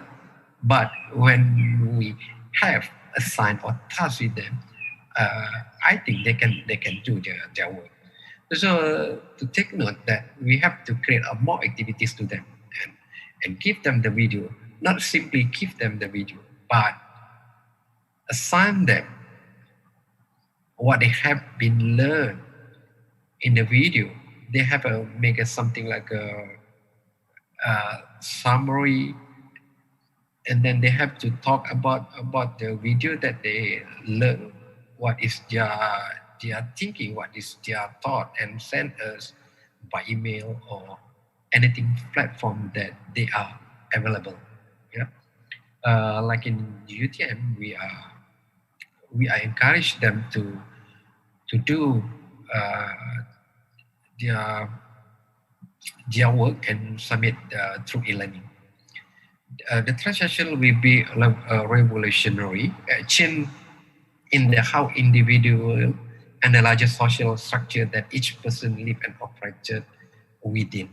Yeah, this is revolutionary that we can see how the people, even though nowadays we can see a lot of the interviews using the webinar through the online, the process that this kind of thing that we have to teach them to make sure the student is available to use this platform, because the structure, the new norm, because the future job also will be changed.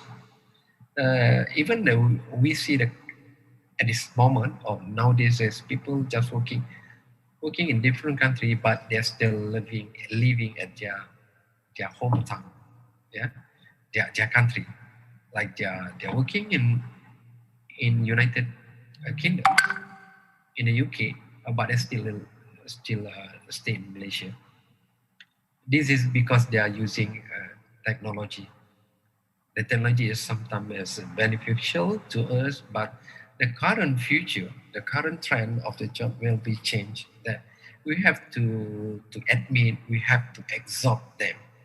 So as an educator, we have to make sure we are capable to using this kind of method, that we can share with the student and another tool and equipment that can help them for the living for the future.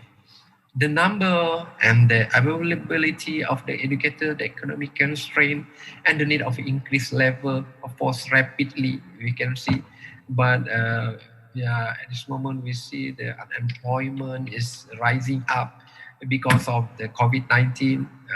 The small and medium industries, medium industries cannot survive because this kind of thing.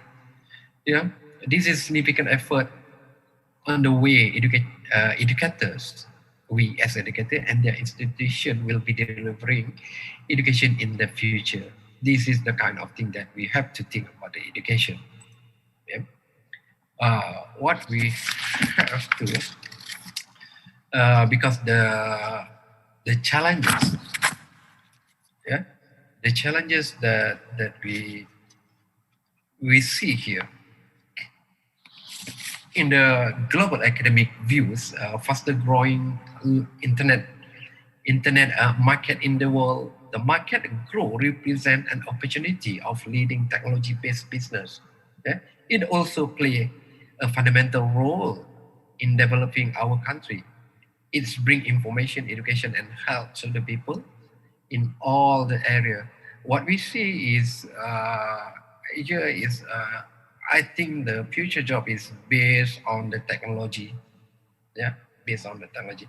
Even the businesses, what we see here, a lot of the big companies have something like a fabric and clothes. Industry also closing their business and go for online. This is the online. The market for the future, the business may be online in the future. Maybe they just stay one or two countries and the rest they're still closed. But if you need to buy something, you just go online. I think the work or the job from the future is creating by the people. Yeah, we have to give us some thought to give us some idea for our student to be an entrepreneur, to creating their job through the online. This is the new normal and new direction of the future, I guess. Yeah. What is in response the challenging during the pandemic, this the culture change in digitalization of learning. Yeah, because this is related to the IR 4.0 that concentrate on digital learning. We have to, and during this time and IR 4.0. This the kind of important, yeah, because the work at the industry also they are using a digital. We have a 3D printing. We don't need to have a uh, big industry. Just 3D printing, and we can send to the another country that is it their order to print something. It's very easy at this moment. Yeah. If they would like to have the mass production, we just use the 3D printing. So in terms of digitalization, in terms of robotic and so, yeah, the approaches, yeah, the approaches something like pedagogy, self-determined learning that we have to apply in our student, the implementation of various online learning strategy that we have to explore as an educator. Yeah? As a student, they learn because we have to admit that our student is born in digitalized. They are technology savvy. That's why, as an educator, we have to master them to ensure the student will like our teaching and learning method, and they will contribute more information and so. As educator, need to master the skill delivering online learning. Yeah, I know some of us is maybe something like the traditional. We love the traditional thing. We love to think to teaching face to face, but we have to learn this kind of thing. And maybe in the future, the blended learning is the process, or the online system take over our our teaching and learning process in the world. Yeah, maybe we don't have many university in the future. We don't know. Maybe the Mr. Google have their own university. So everything is online. Everything is you can ask Mr. Google and you can find information from all over the world. This is maybe the future trend. We don't need to set up the infrastructure. They have a campus, but everything is virtual. At this moment in UTM also, we are offering our ODL, online distance learning. The students from all over the world, from Nigeria, from China, from many countries, but they don't need to come to Malaysia. They just in front of the computer because everything is online. At this moment, we already started, I think 2 years ago, in terms of ODL, and what we have educator, we have to have the MOOCs that we recording everything, the teaching method we place in our website in the GTM, and everyone from all over the world can get access and attending, and they will get the beneficial for the future, especially to get the micro credential for the certificate or from the course they take from another part of the world. And then the student role, just explore by themselves. Yeah, explore by themselves. This is in terms of life. This is in terms of teaching and learning. Who is the learner? The learner is the student. The student should explore by themselves, not a spoon feed like a previous. If they're in the classroom, we just feeding them. It's a very limited connection or engagement with the student. But what we try to do is to ensure we are following the 21st century education. We have to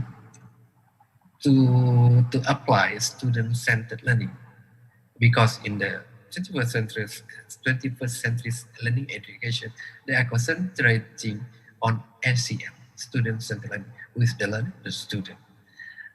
And our role as a lecturer and an educator is like a facilitator, and we have to add the information.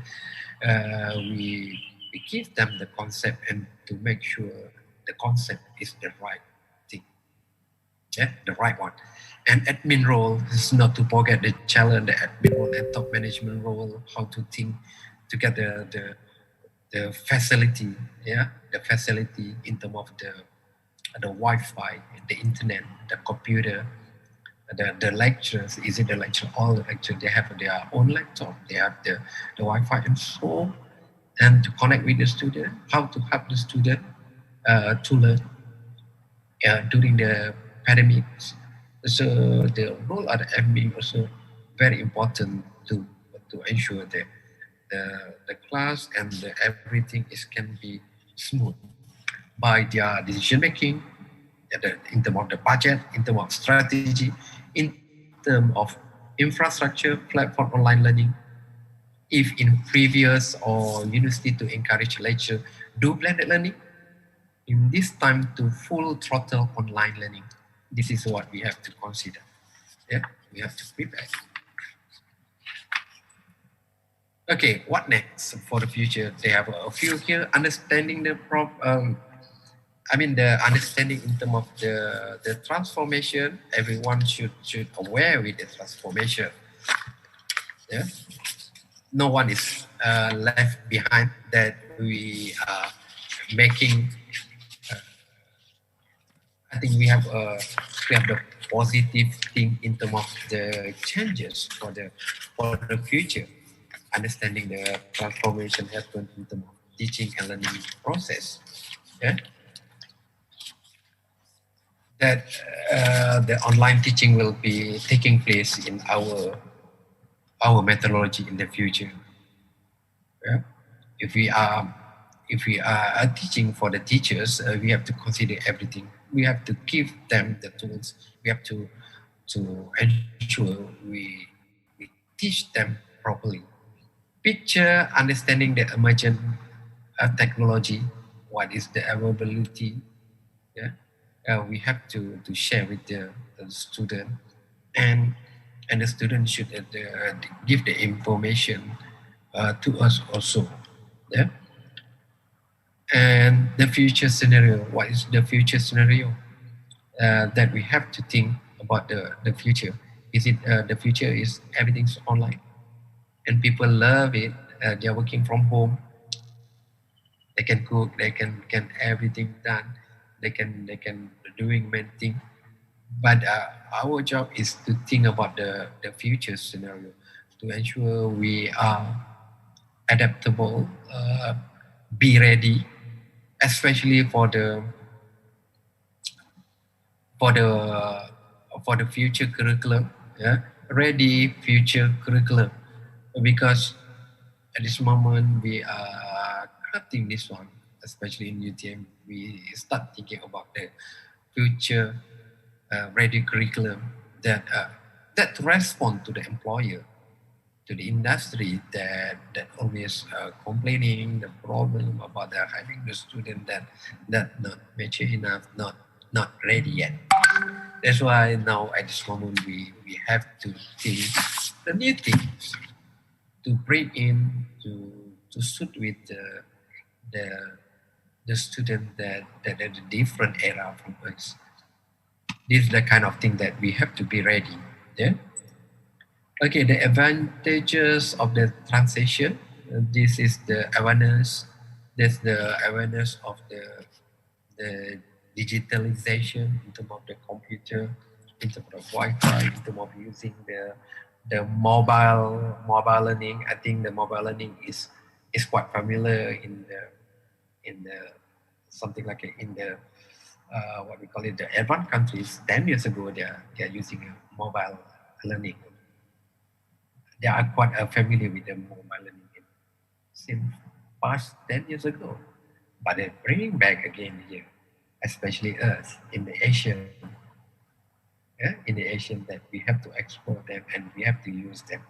Yeah, because nowadays we have to think many platforms, not only the using Zoom, WebEx, or Google Meets, or we have a Google Classroom, and so that we have to explore, and then other tools that making our teaching and learning process more lovely to the student.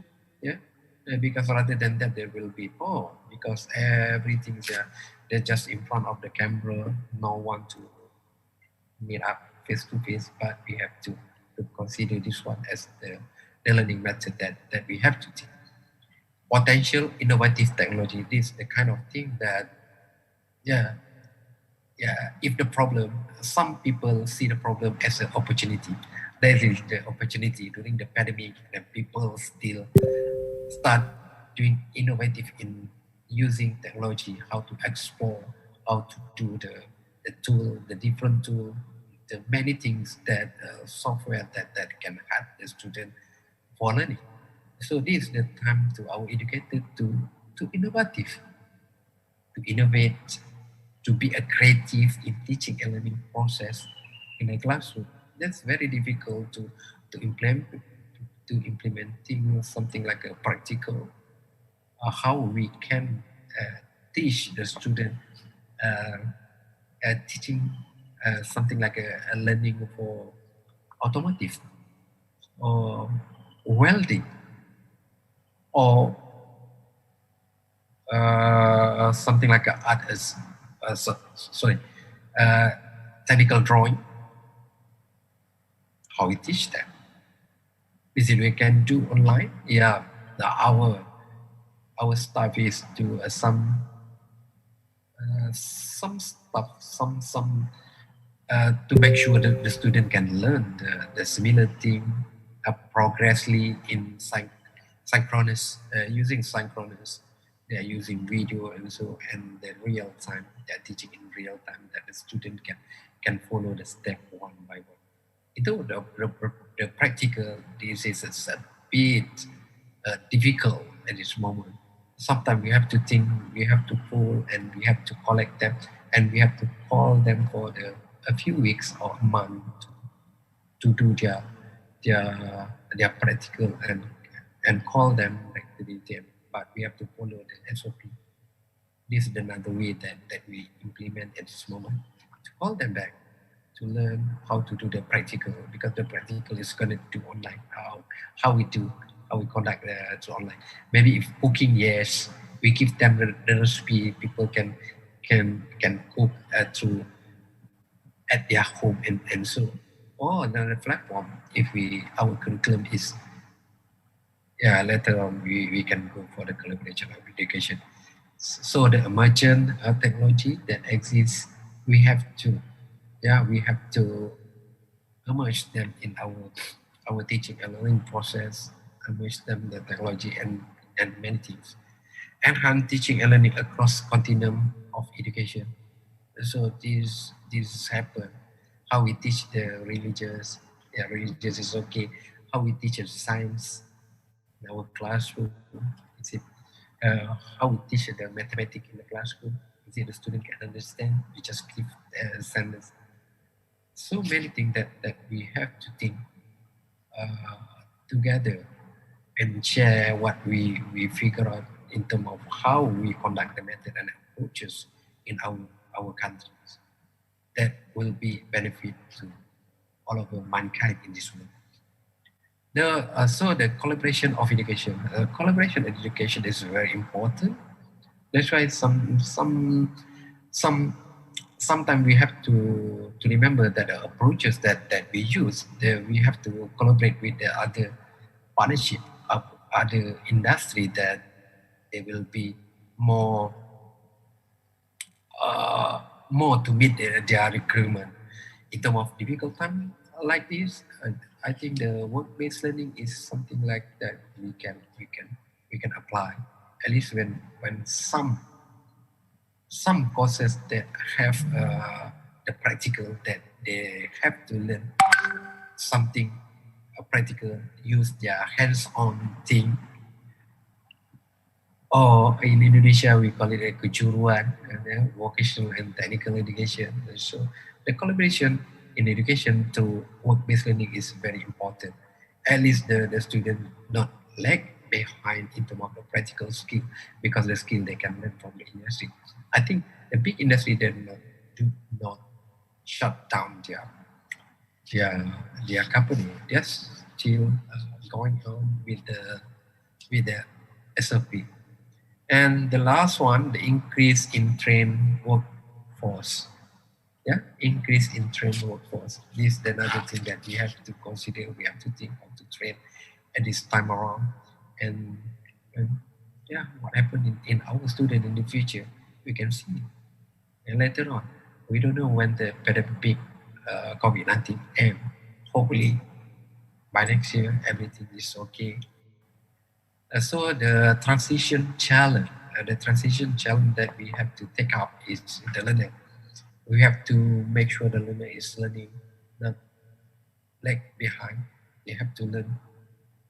Yeah, we do encourage them, give them tasks, let them explore the information through many channels, many informative thing in the internet. We have to, as an educator, we have to create the, the many things like applying the PBL, problem-based learning, scenario-based learning, case study, and many things that give the student the real task that they can learn and explore by themselves. Yeah? And the learning objective, the transition, the learning objective that we creating in our course information. Yeah, every semester we have a course information that we give to the student. The learning objective that we crafted. This is to achieve the ultimate program educational learning. And the learning objective should be precise and to suit with this situation. Yeah. The learning content. What is the learning content that we have to put and inject during this time? Yeah, the learning content is still the same. They should be the same, but we have to implement them with the tutorials, with the video from the different countries that people share in the Googles, and so we have to use them to give them the experience from the different country, not only from our country, but because the education is very global. This similar thing that we can apply and we can share. Then we have to say thanks to the people that share their PowerPoint, their video, their tutorial through the YouTube. There's millions over there that we have to explain, that we have to explore and share to our students from the kind of thing. Okay? Then the fourth one, the instructional design that we have to master to ensure our teaching and learning process is similar to the instructional design. We have to instruct again, and if suddenly in the middle of the semester we have to change online, yeah, in the first one we draw them as a face-to-face, but suddenly this happened that we have to think about how to deliver this happen. We have to have that quickly change our instructional design, how we deal with the student through the online. We have to think about the many things, pro and con, and so the technology when then that we use through the online, yeah, and the content and the context in the context of our teaching and learning process. Okay, I would like to share with in the application in the UTM in terms of teaching and learning, especially given during the pandemic. What we have have the course information that we give to the student in the first class. We share with them the synopsis of the courses, the objective, the PEO, the course information in terms of the weeks that the topic and subtopic that we have to cover during the 15 weeks, and the assessment that we assign them to do that. And suddenly this coronavirus is happened. So what we do in UTM, we supply with appendix 2. We call it appendix 2 to supporting OCI, because everything in the first place, we are crafting the course information for face-to-face teaching and learning process, and suddenly we have to face this one, the pandemic. So we have to supporting and we have to crafting the weekly, and we have to change the teaching and learning method through the online. We have to supply with that because everything should be crafting. Then to make sure we are following that thing, then we have to create more activities to ensure the learning process is still run. Even though our university is shut down, the school is shut down, everything is just stay at home and learning through online. So we have to master the online teaching. The online teaching that I shared before, that is not always with. I think if the 3 hours we not always 3 hours are online. Yeah, because if we 3 hours online, the the limit, and some students have the difficulty to access. Maybe they don't have the because the what we call it the data that they have maybe not enough to survive for the whole semester. That is the another thing that we have to consider, because sometimes we have to apply the synchronous. This is something like a synchronous and asynchronous. This is in terms of the online teaching. We have to have the both. Sometimes we doing a 30-minute for synchronous to give the information, to give them the concept of the learning process, that the objective that the student need to achieve, and we assign the task to them, and the rest we supply them to asynchronous. Yeah, we have the tutorial, we have the video, we have the visual, everything we place there. Then there are many platforms that we use, not only the Zoom. We place them to the WhatsApp group. Oops.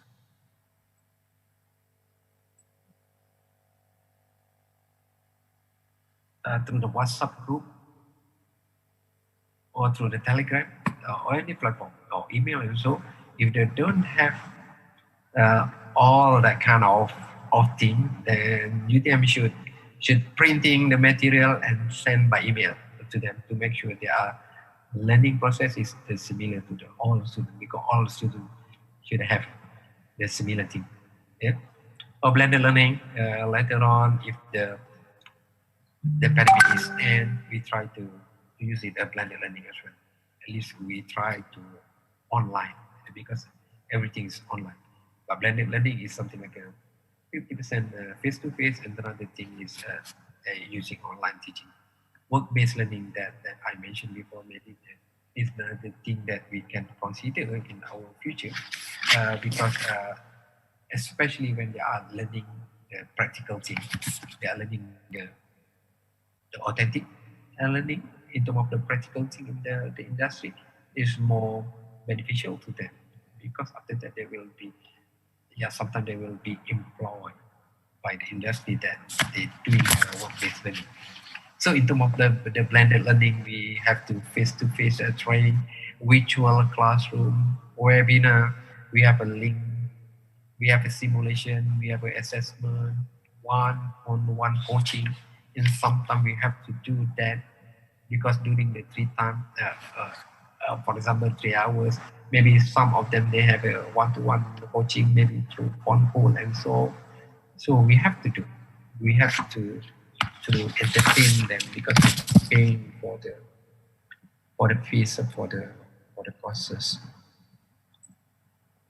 So this is and UTM using online learning as to e-learning. We have our e-learning, everything that the student can then access the PowerPoint presentation, and so because all the information there, video, contact visualizing, practical procedure and examination, something like we can run quiz tests through online, and so audiovisual content, synchronous and asynchronous. And this is another thing that we have to blend in our online teaching.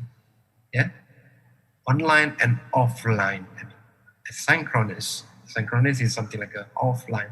We have to put our material to our online, our e-learning, or if the student do not able to access the information, we have to share them with the WhatsApp, Telegram, or email them. Yeah, this is another thing that we do in UTM, because we have to follow them later, especially from the practical thing that the student unable to conduct at home. So the interactive e-learning segment covered assignment with case scenario and question, self-test with peer feedback, quizzes including photo quizzes, crossword matching puzzle, online based question and answer session, as well as recorded video conferencing session made available as synchronous e-learning material. After we do the classes, recording, and we put in our e-learning that the student can access anytime, they can learn anytime. Because the asynchronous is also very important, the off learning, because this is the process of online learning, whether they're online and plus the offline. We have to place them and we have to share with them. So blended learning. Blended learning is reduce face-to-face meeting, contact time. Yep. May provide an approach for low resource setting to bridge the large of infrastructure required and sourcing learning as self-directed and outside the actual classroom. Yeah. Blended learning to online and face-to-face meeting. When the pandemic ends, we have to apply this one and to make sure we are be ready. Yeah, because the student, I think most of the students love learning as a online learning. Some of them, except when they are having problem, when the data is not enough, when the coverage is not enough, especially from the rural area, they cannot hear us. We cannot see them whether they are in front of camera also. But we have to prepare them. Yeah, e-learning implementation in low resource context may benefit from minimizing resource needed for e-learning, such as content development and technical equipment is provided by university. But yeah, to the end, we have to accept the new paradigm. Yeah, new paradigm. The role of educator, the student, and institution need to change in order to face new paradigm, new online paradigm. Yeah. We have to accept them, yeah, with no choice. New norm in teaching and learning should be emphasized in terms of managing a new paradigm, provide opportunities to the student to gain knowledge globally with the other student or partner all over the world. Yeah? This is the kind of thing that we can explore the student. Our student will be more international, then they can deliver and share their knowledge from the different countries. It's another thing that will be happen in the future. Yeah? Our curriculum may be mixed from the other countries, that the collaboration from the other universities. Yeah? Career development should be focused on digital skills. Yeah? To adapt the student with new environment in the workplace. This is really important. Yeah? As IR 4.0, we have to focus on digital skill. Then we have to teach them. Yeah, digital skill is very important nowadays. Okay, to make the progress, we all need to keep listening and keep learning, and importantly, to take action. And I said, we are looking forward to the finding of the latest approaches, because this is new approaches. Tell us what we want to do. Like even like this, like in this education industry, need to constantly evolve to meet the changing and the challenges. To end my speech, please allow me to wish you all the best for your successfully deliberation in this conference. With that, thank you again. Thank to all of our Indonesian friends in particular for inviting me as one of the speakers in this conference this morning. I look forward to meeting all of you again in the future. Thank you so much. You're welcome, Mister. Thank you. Thank you very much, Dr. Yusri, for the great presentation today. Yes, this pandemic era increased our awareness to be innovative and creative to use technology. Well, ladies and gentlemen, please give applause for the speakers. Next, ladies and gentlemen, the second speaker today is Dr. Martin Andrew from Otago Polytechnic, New Zealand. Before he presents his materials, I would like to introduce a short CV of the speaker. Dr. Martin Andrew is a multi-sector graduate, transnational, English language and writing educator, mentor, and consultant. He published 25 reviewed articles and presented 20 conference papers since 2015 on e-learning, communities of learning, writing, language and textuality, culture and identities. Worked for years as senior lecturer in writing in an Australian university as a doctoral supervisor, e-moderator, and online course writer. He got PhD and Bachelor of Art in English, minors in languages, social sciences. He also published poet, story writer, creative writer, and journalistic writer. And currently, team leader of Victoria University, Melbourne's MT Seoul, Vietnam at Hanoi University. Ladies and gentlemen, now we invite second speaker, Dr. Martin Andrew, to present his material entitled Research, Pedagogy, Technology, and Pandemics, 4 short story of practice. Around 20 minutes. Dr. Martin Andrew, floor is yours.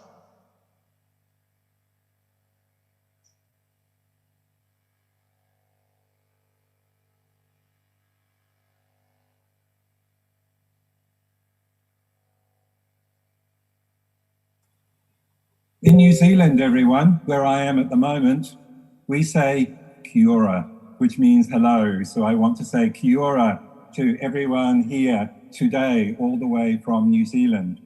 Can you all hear me clearly? Yes, it's clear.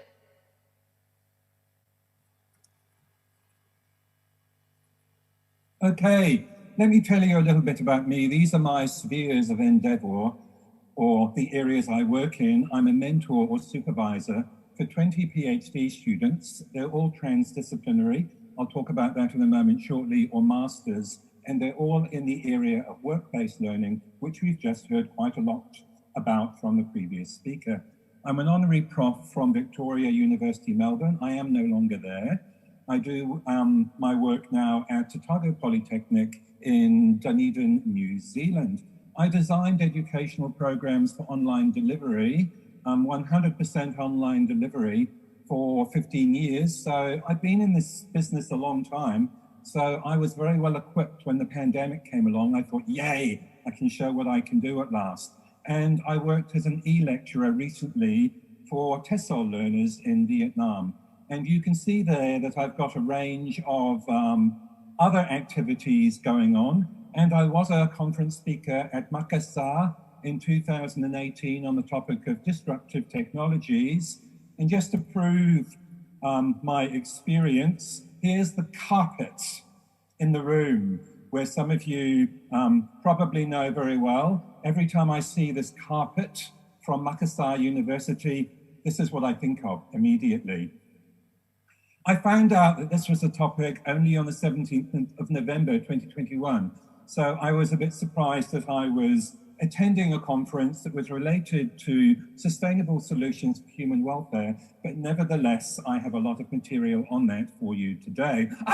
This was my reaction when I found out. I'm going to give you 3 of the 4 stories today. First of all, I'll give you a narrative of COVID and technology. I'll take you on quite a journey with lots of pictures. and I'll be going quite fast, and I'll expect you to listen very carefully to my clear voice. Most of the talk will be about my work with doctoral learners during this coronavirus time, and then I will skip to story 4, which is all about the conclusions, the things we learn and the things we take away from a COVID-19 environment when it comes to technology-mediated learning. So, COVID-19 brought with it a boom in technology, as we have just heard. In fact, we could call it an infodemic. It was all over the place. An explosion of research happened as well. Articles like this one, this one, this one. Another one here from TESOL, from Indonesia, and plenty of articles about fourth generation learning, which I'll talk about shortly.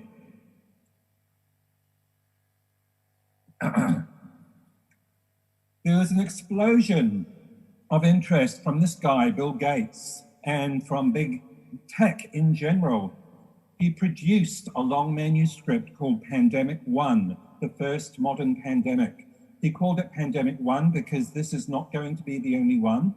So as we've just heard, this could be a fairly permanent move in education, so we have to be extremely careful.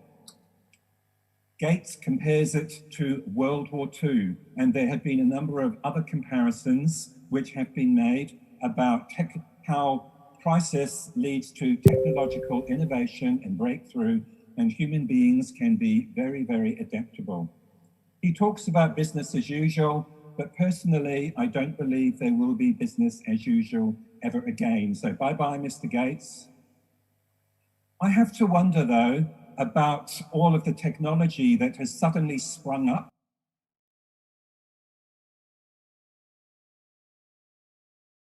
I'm a good man. I make lots of donations to organizations around the world. Or is it simply opportunism, a chance to make lots and lots of money? The article that I have pictured here on the right by Ken Mingus gives us 10 pitches in to fight COVID-19 pandemic. By the way, all of you will receive a copy of this presentation, and behind every picture, there is something for you to find. So I have designed this PowerPoint presentation as a kind of game.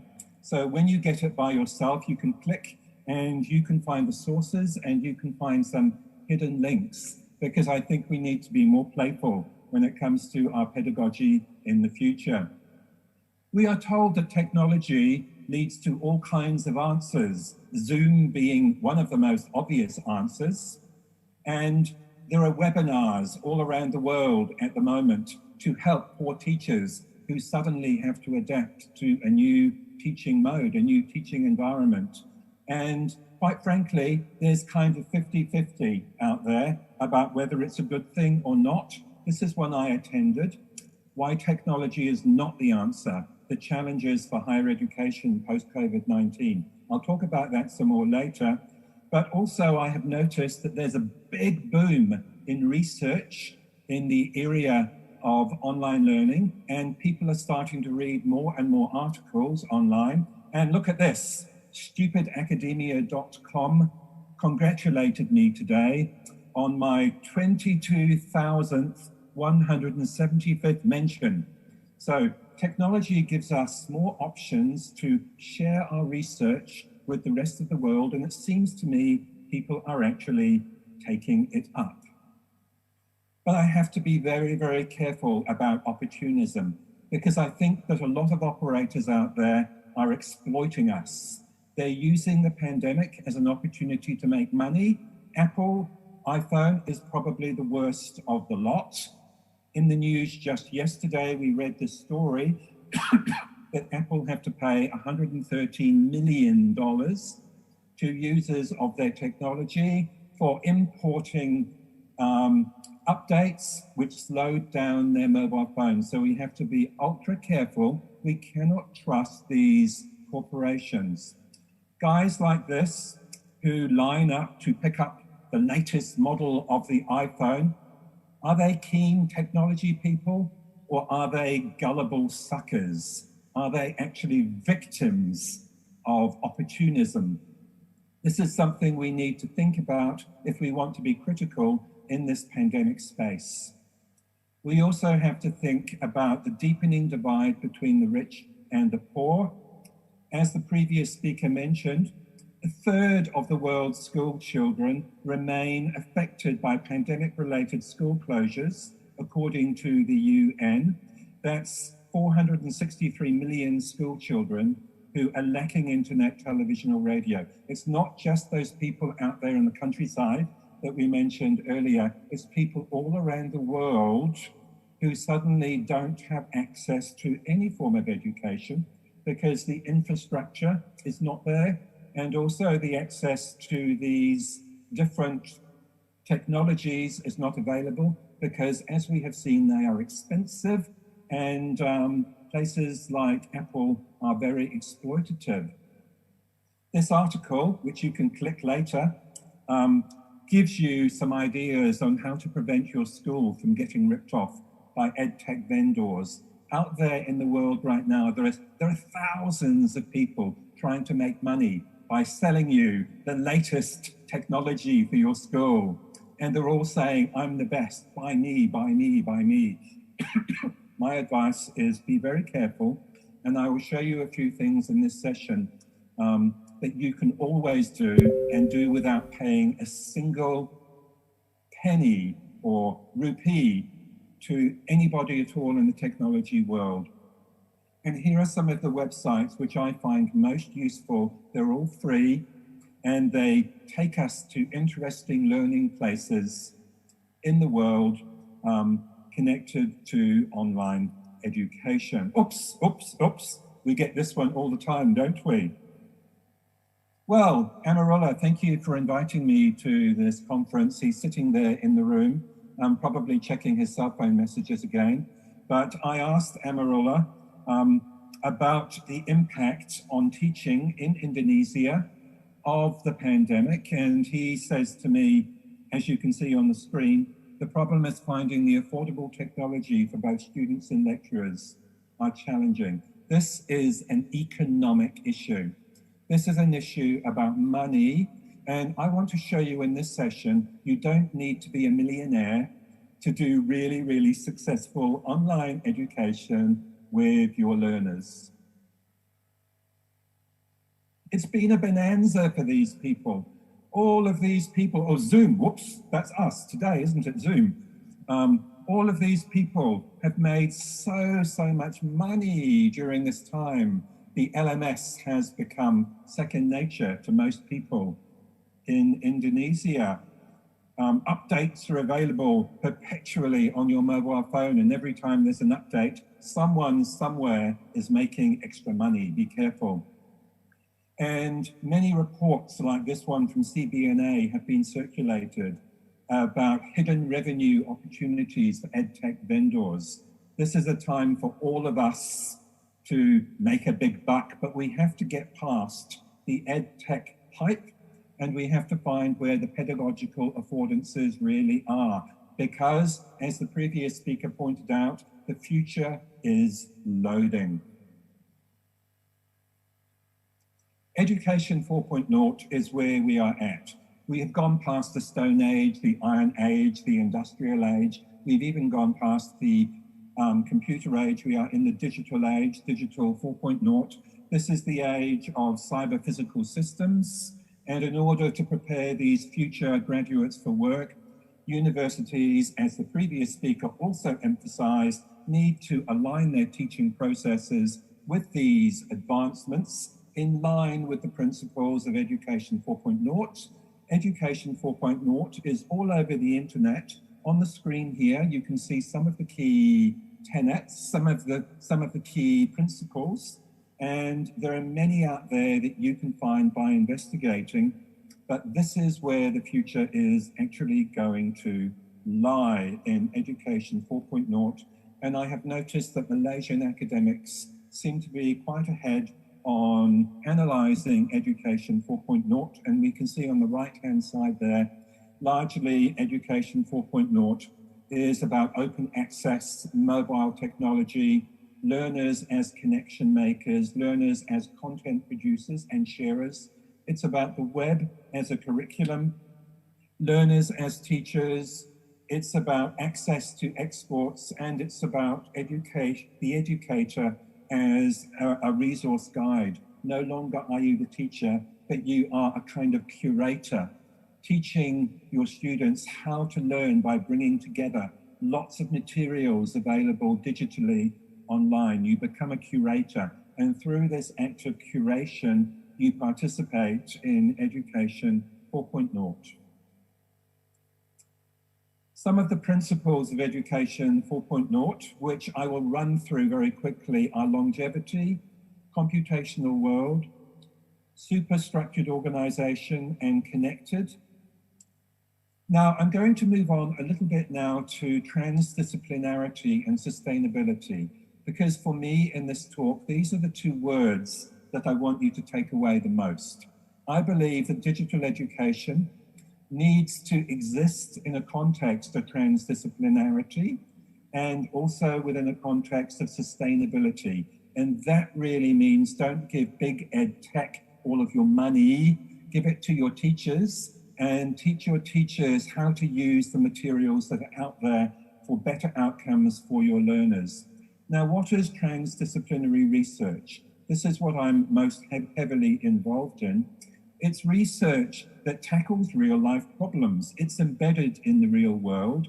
It looks at the complexity of these problems involving many, many people from science and practice and accounting for the diversity of their perspectives. It also creates knowledge that is solution-oriented. It's not about problems, it's about solutions. It's also socially robust, and it's transferable to both scientific and societal practice. So the theme of this conference, as we can see, is about how technology can positively impact social practice. And transdisciplinarity is a paradigm which aligns neatly with Education 4.0 and appropriate for the COVID-19 time, or the COVID-20 time, or the COVID-21 time, or whatever is coming next. I'm also in favor of teaching you about sustainability. It's a critical issue, not just about the environment and picking up your rubbish, economically, culturally, politically, and here I have a little laugh about political sustainability, and maybe you know why I'm laughing. Good luck, Mr. Trump. And also socially, we need to learn how to live smarter to reduce our impact on the environment for future generations. And I think that at this moment in history, education is not just about now, education is about the future. And we need to find ways to ensure that the future is sustainable, or indeed that there is a future for our learners. Here in New Zealand, we have Education for Sustainability as a major part of the curriculum from kindergarten onwards. So this is a principle of life. It's also a principle of education. And it's a principle that means that in terms of technology, we need to ensure that what we do is sustainable, doesn't leave behind a bad ecological trail, and doesn't leave behind lots of dead computers and technology which will be worthless in a couple of years' time. We need to create technology which will be with us for the duration. And I'm asking you all, how sustainable, in fact, are the tools of digital learning? And I think the answer is not all of them are sustainable. We need to be careful. We know that we are now teaching young people who are called Generation Z. I don't know what this really means. I think it's born after the year 2000, Generation Z. I think this generation stuff is all rubbish anyway. It's just a convenient way to talk about people who are born in a particular generation. And when we look at Generation Z, we can see in the now column some of the aspects of this generation which we need to be dealing with now in our teaching and learning for these students. For example, the mobile phone is ubiquitous. I've got it beside me right here, just in case Amarula is going to send me a call because he can't hear me or something. Video streaming. we have drastically reduced parental involvement in education, and institutions have more responsibility than ever. There are different models of teaching across schools and colleges. It's very distracting for the average student. The boundaries across disciplines have blurred, and the word for this can be a positive word, transdisciplinarity. We have info overload, and often it's deliberately inaccurate.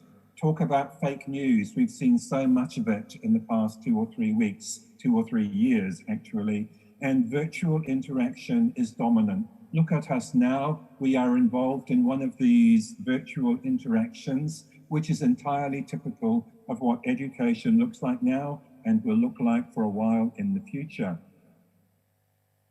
I think it's important to realize also the difference between distance learning, and we know that when COVID finished in some countries of the world, only 17%, even though COVID had finished, only 17% of institutions went back to face-to-face teaching so far, including here in New Zealand, where we have zero COVID.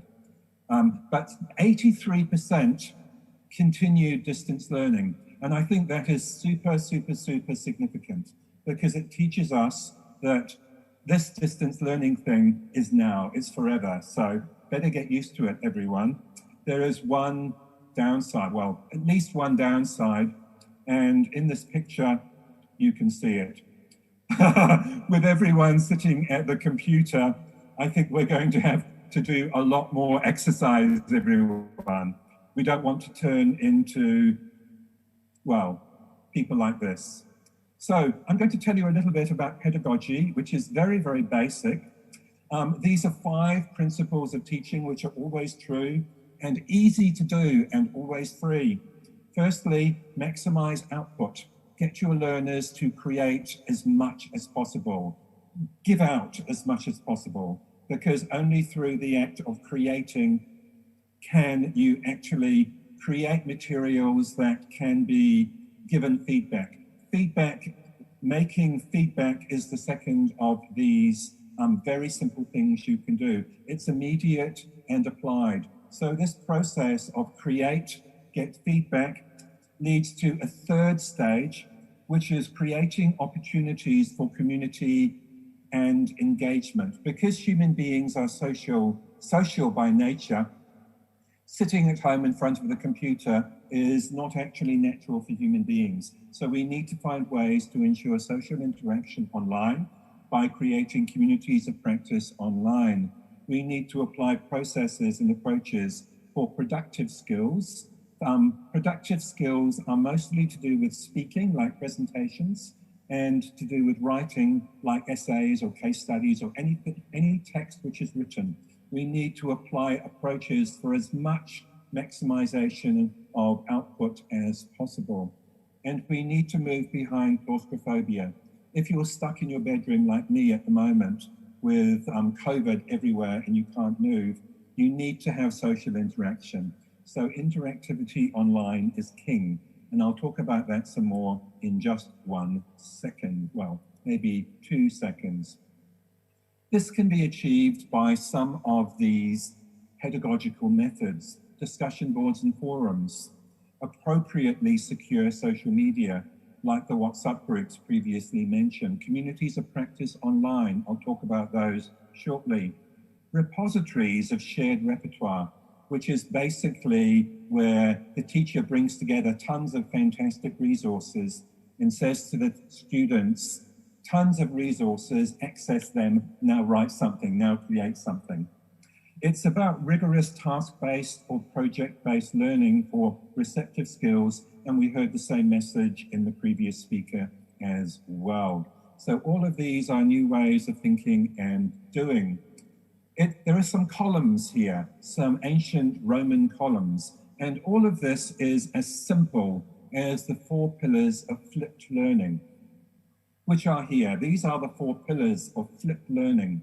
Flipped learning means before you do an exercise, you set up the exercise with tons of material for your learners to read or interact with in advance. It's about having a flexible environment, and this is the principle of fluidity. It's about learning culture, and this is the student-centeredness. It's about intentional content. This is the act of curation that I mentioned earlier. It's about professional educator or facilitator feedback. And through feedback, students are going to be learning far more than ever before. Feedback is going to be a main mechanism for ways of teaching and learning in the future. There are 3 principles of communities of inquiry as well, which I want to share with you. The first of these is teaching presence, and this involves scaffolding in kind of Vygotskian terms. Teaching presence is when the teacher is a passive or active member of a community of practice, a community of learning online, and plays a particular role, not necessarily a major role, because in a community of inquiry, it's really good to give that power, that teaching ability to another learner in the group and pass it around the group. So everyone within the group gets some facilitation skills. It's also about cognitive presence and acts of construction and negotiation. That means that online, when there's a group of you, you're not just sitting around having a chat or staring into space. You're actually actively doing something. It's task-based or it's project-based. There needs to be an activity happening. There needs to be a reason to be in this group, to be in this community. And it can, of course, be related to a formative task or a summative task, as the previous speaker once again mentioned. The third principle is social presence, and it's important for everybody to be able to create their own identity, which is related to their natural personality within an online community. Some people, for example, are automatically the clown because they're very funny in their personality, and some people are automatically the boss or the leader because that is just the way they are. We have to acknowledge the identities that are being created in communities of learning in order for this to work successfully and allow people's personalities to shine through. Online learning communities, this is a really great quote from Garrison 2016 about it. I'll leave you very quickly to have a look at that. And on the left-hand side from Marshall and Costa, some research published this year, we can see the different steps and stages of the synchronous online flipped learning approach, which is an approach to pedagogy, which is very easy and very free, but it needs to be staged in this kind of a way, beginning with pre-work, leading to assigning an activity, whole group application, breakouts in breakout rooms in Zoom perhaps, followed by share out, which is where the breakout groups come together and a leader from the breakout group says, hey, this is what my group talked about. This is followed by preview and discovery. This is setting up the next cycle of learning within the community by previewing perhaps what we're going to do tomorrow. And that involves a discovery activity. And the discovery activity could be something like the teacher says, here's tons of materials for you to look at online. Click, click, click, go and write an essay on this topic.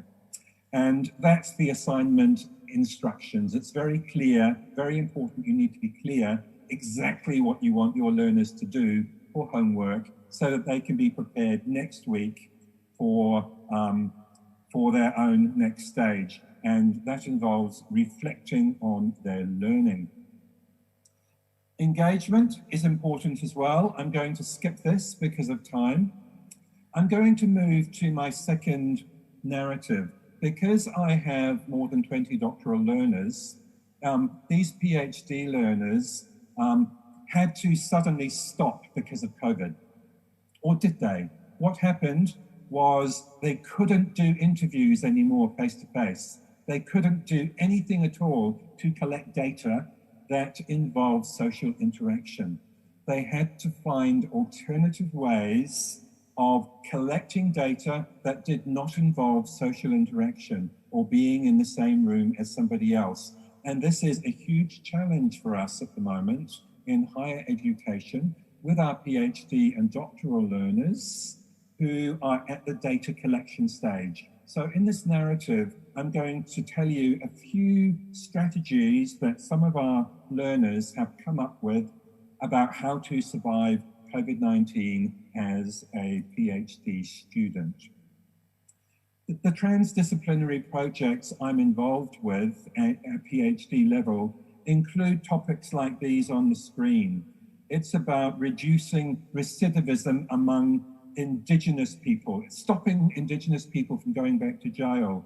It's about using traditional medicine to enable withdrawal from drug addiction. It's about improving cross-cultural outcomes for learners. I have 20 projects like this with our learners in the doctoral program, and they are all highly social impact projects. So by doing a PhD, they are able to feed back socially into their communities and create positive impacts in a very major way. Now, in research, there's far greater complexity with human subjects, increased digitization, and in research, people are really, really sick of SurveyMonkey. And I think if I receive another SurveyMonkey as a way of collecting data, I'm going to scream, because people have SurveyMonkey overload at the moment. And we have to try to think of other ways apart from boring old questionnaires, even though they are very friendly in this kind of environment. We have this decreased face-to-face phenomenon, and we have in research an increase in the use of transcription technology. So many people may have interview transcripts, and the next stage of their research process is to transcribe that research, write it down as text, and applications such as Otter are increasingly being used to help people to transcribe their interviews. Otter is about 95% accurate. You have to check and double check because it can do very, very embarrassing things, just like voice to text on a mobile phone. You have to be very, very careful. Otherwise, the transcription will get it wrong and you will be embarrassed. Institutions need to be open to externally imposed change, which means that every university around us needs to have a plan. They know that the change is going to happen from the outside. The universities that have a successful plan will survive. Already, we have seen in Australia 33% of academics have been made redundant in the last year. That is massive. Many universities will also be closing down and have indeed been closing down in the United States. And I think the previous speaker said something about that also. So we need to be strong, we need to have a plan, and our plan needs to involve pedagogy which is transferable, sustainable, and I think as transdisciplinary as possible. I'm the editor of a lot of journals at the moment, and a lot of academics have a lot of extra time on their hands because they're teaching online and they're sitting down and they're writing their articles. And what I've noticed in my work as an editor is that there are about twice as many submissions to journals as any other year. COVID-19 has been fantastic for numbers of articles which people are producing. But I do have to say, a lot of them are rubbish. And the journals I work for are rejecting far more than ever before. So I would say to you, instead of using this opportunity to create 10 or 20 papers, do 2 or 3 and make them good. Quality is going to become an important factor if your university wants to be one of the ones to survive. If you spend lots of time on quantity, it won't be good at all in the long term.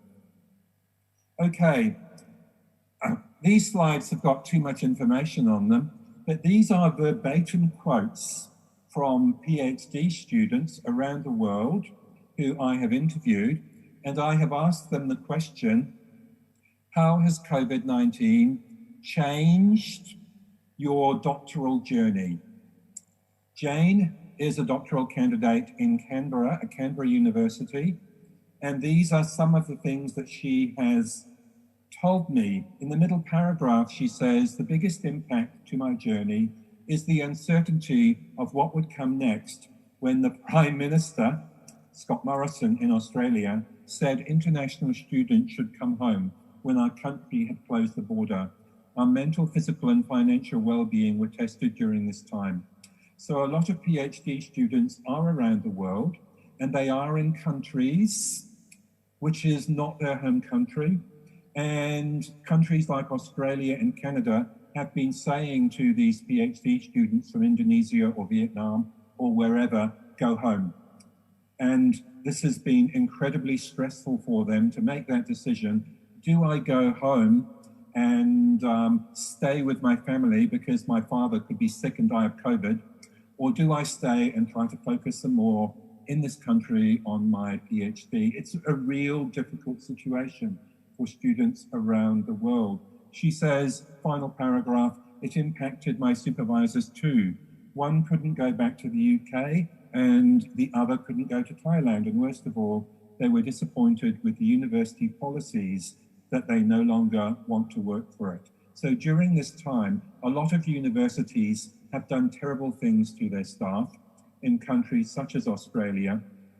And this has led to a lot of disenfranchisement and disengagement. Lots of academics are going, oh my God, I really don't want to work in this job anymore.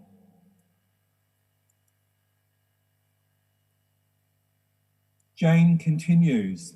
She says, it was not until last week when I began with the second case that I discovered that even though we all conceptualize life as a journey, but for Vietnamese people, it's a journey in the water, not a journey on land. We were born from water and return to water. When we die, not from dust. So our journey will go with the flow. We can't stop just because the water will carry us away anyway. What's really important here is going with the flow. COVID has forced us to find the flow and go with it. We cannot resist it. The only way to survive as a doctoral student or as a researcher is to go with the flow, harness the flow, and make sure that the COVID journey is part of your research, because our research from now on will not be separable from the COVID moment. So go with the flow. Duc, who was also a Vietnamese PhD student, has the following to say. He says the COVID pandemic had a big impact on his psychology. He found it very, very hard to cope as a father and a human being during this time. But he found that as long as the campus was open, and it was open for a long time in Australia, it was good because the campus was a place to go to away from home, because when you're at home, he said, you feel too claustrophobic and shut in, and it's very hard to work in such an enclosed space. And he talks about the darkest days of Australia with 469 new cases. To you in Indonesia, that probably seems like a low number, because I know that you have 6 or 7 times that number every day announced in Indonesia. He also said, then the undesirable things came. The school announced the closure of the campuses. My worries peaked because my family shared a house with another family. So the issue here was an issue of space. I no longer have a space where I can actually do my study. My family are home. They want my attention. I don't have a space to do this study. And for him, that was a major issue. And he had to debate, do I go home or do I stay here once again? In addition to that, we also forget the financial hardship that international students doing PhDs overseas faced. And many of them, gave up eating because their money simply ran out. When they stayed in Australia and their scholarship money wasn't coming through and they weren't able to go to their jobs that they needed to support their study, everything came to a standstill. So what do? You push on, you go with the flow. A PhD student in New Zealand, Alec, said to me that face-to-face interviews were originally planned as a method for qualitative data, but the advent of lockdown, he said, disrupted this approach. Instead, online video interviews were undertaken. And he said consideration was given to whether research participants would act differently in the absence of formal physical face-to-face environment. So he found out actually that it was better to do online interviews than it was to do face-to-face interviews anyway. And this coincides with what science tells us. Human beings are social. And most of the learning that our brains are wired for are in the synchronous and innate sector of this diagram. And video chat and face-to-face fit together within the synchronous innate sector. So for a researcher, if you can do this, it's really good. Video chats for interviews just as good as face-to-face. Alec continued, on reflection, the impact of formal versus informal settings and the ability to engage with interviewees is also a key consideration for developing an understanding of group performance in a co-design format. What happened to Alex was that he found out online interviews were even better than face-to-face. And this coincides with recent research. Recent research agrees with this. Myrick and that name, 2019. They said using Skype for qualitative interviewing offers significant benefits for both researchers and participants. Researchers benefit from affordability and ease of recruitment and flexibility of scheduling, while participants' experiences suggest participants see significant benefits of using Skype as an interviewing tool. So what have we learned from COVID? All of those face-to-face interviews we thought were so important actually weren't so important. You can get just as good data from online interviews. Skype is recommended as an additional tool for qualitative interviewing. This is really quite important learning for researchers during this time.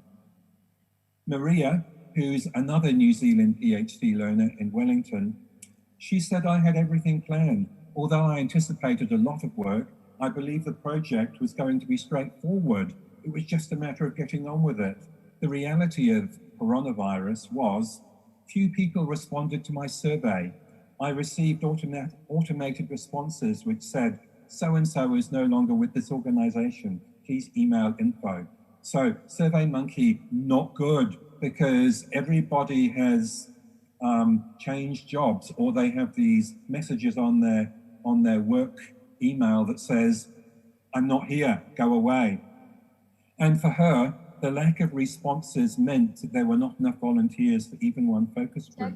Sorry, Dr. Martin, your time still about 5 minutes. Yeah. Let me skip on to I want to point out that during this time, emergent methodologies are extremely important for our emergent times. And you can read all about emergent technologies when you have a look at this presentation later. I'm going to skip on to my conclusion, narrative 4, the lessons lived experience brings us. And this will take about 5 minutes. Is that okay?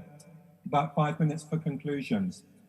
Yes. The lost social and human dimensions remain the major casualty, but community of inquiry or practice approaches can mitigate the loss. And I've tried to stress with us today that if you bring a community of inquiry approach to your teaching, you will bring to your learners a social sense that's important because we are all wired to be social individuals.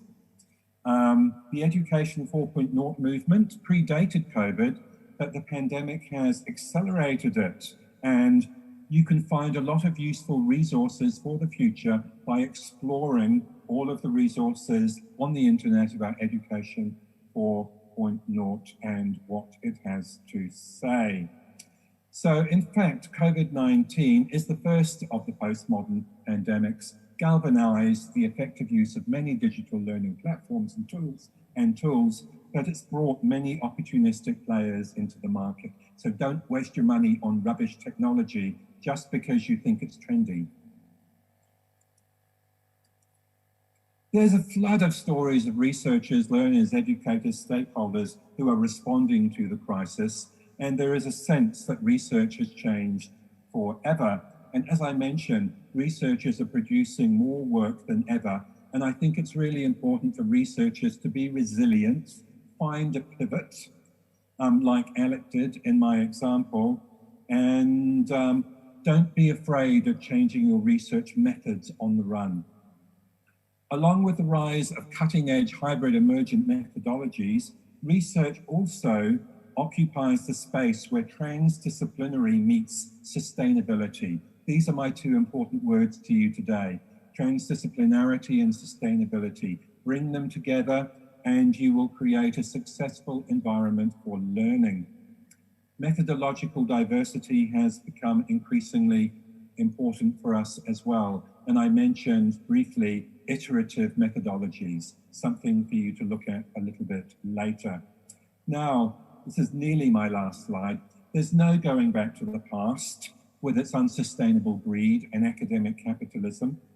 Transdisciplinarity is a paradigm that embeds the hope of education and enterprise working together for mutually better outcomes. And I believe the previous speaker said something to that effect as well. So that's one of my conclusions that concords with that of our previous speaker. The idea that research can be pre-planned and fixed in time and space is out of time. We need more iterative methodologies. We need more emergent methodologies for the future. We have also found that we are not a teacher anymore. We are not a professor and educator. We are a facilitator and a mentor. And these functions have replaced those of teaching and supervision as pedagogical and also ideological ways of doing education. Kindness and empathy are number one. This is a space where people are desperate, people are hurting. We need to show kindness, we need to show empathy to our learners. And I think that the biggest learning that comes out of the coronavirus period for all of us is be kind to others. Be kind to others. Here are my references. Thank you. Thank you for inviting me to speak. Many of you will recognize this wonderful building in your beautiful city. So thank you for inviting me. Okay, thank you very much, Dr. Martin Andrew, and Kia Ora also. It's a nice presentations and nice pictures. You describe about transdisciplinarity and sustainability. So it's I'm also interested to conduct a research about it, about e-learning and specific purposes in English. So I hope we can collaborate in the someday in the future. Thank you, Dr. Martin. And please, ladies and gentlemen, give applause to Dr. Martin Andrew. Well, ladies and gentlemen, now the last but not least, the speakers today is Professor Dr. H. Hasnawi Haris M.Hum from Universitas Negeri Makassar. From current positions, he is Vice Rector for Academic Affairs of Universitas Negeri Makassar. He also the Secretary General of Center of HISPC organizations. He also Chairman of HISPC South Sulawesi. And he also President of PGRI, Association Teachers Republik Indonesia, South Sulawesi. In terms of scientific profiles, Professor Dr. H. Hasnawi Haris M.Hum active in write articles that published in reputable journals. Ladies and gentlemen, please welcome our Professor Dr. Hasnawi Haris M.Hum, who will present material with title Building a Culture of Excellence in Research, a Strategy to Reach World-Class University. Prof, stage is yours. Baik, thank you. Bismillahirrahmanirrahim. Assalamualaikum warahmatullahi wabarakatuh. Selamat siang, salam sejahtera dan salam sehat untuk kita semua.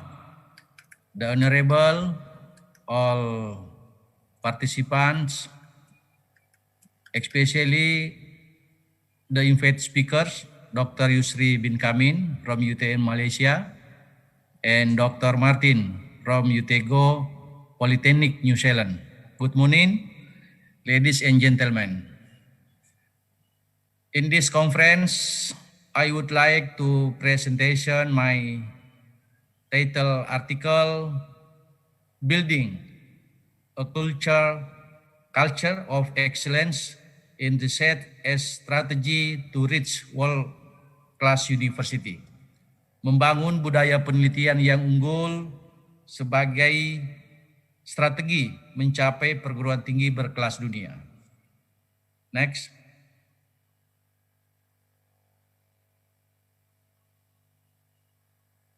This article, components of productive research, number 1, institutional, number 2, individual and leadership. Bapak Ibu sekalian, kalau kita lihat ada 3 faktor yang mendukung bagaimana membuat sebuah penelitian yang produktif. Tentu yang pertama adalah institusional. Dalam hal ini tentu Universitas Negeri Makassar. Yang kedua adalah individual. Individu kita tentu akan sangat menentukan bagaimana sebuah riset itu bisa kita jadikan riset yang unggul.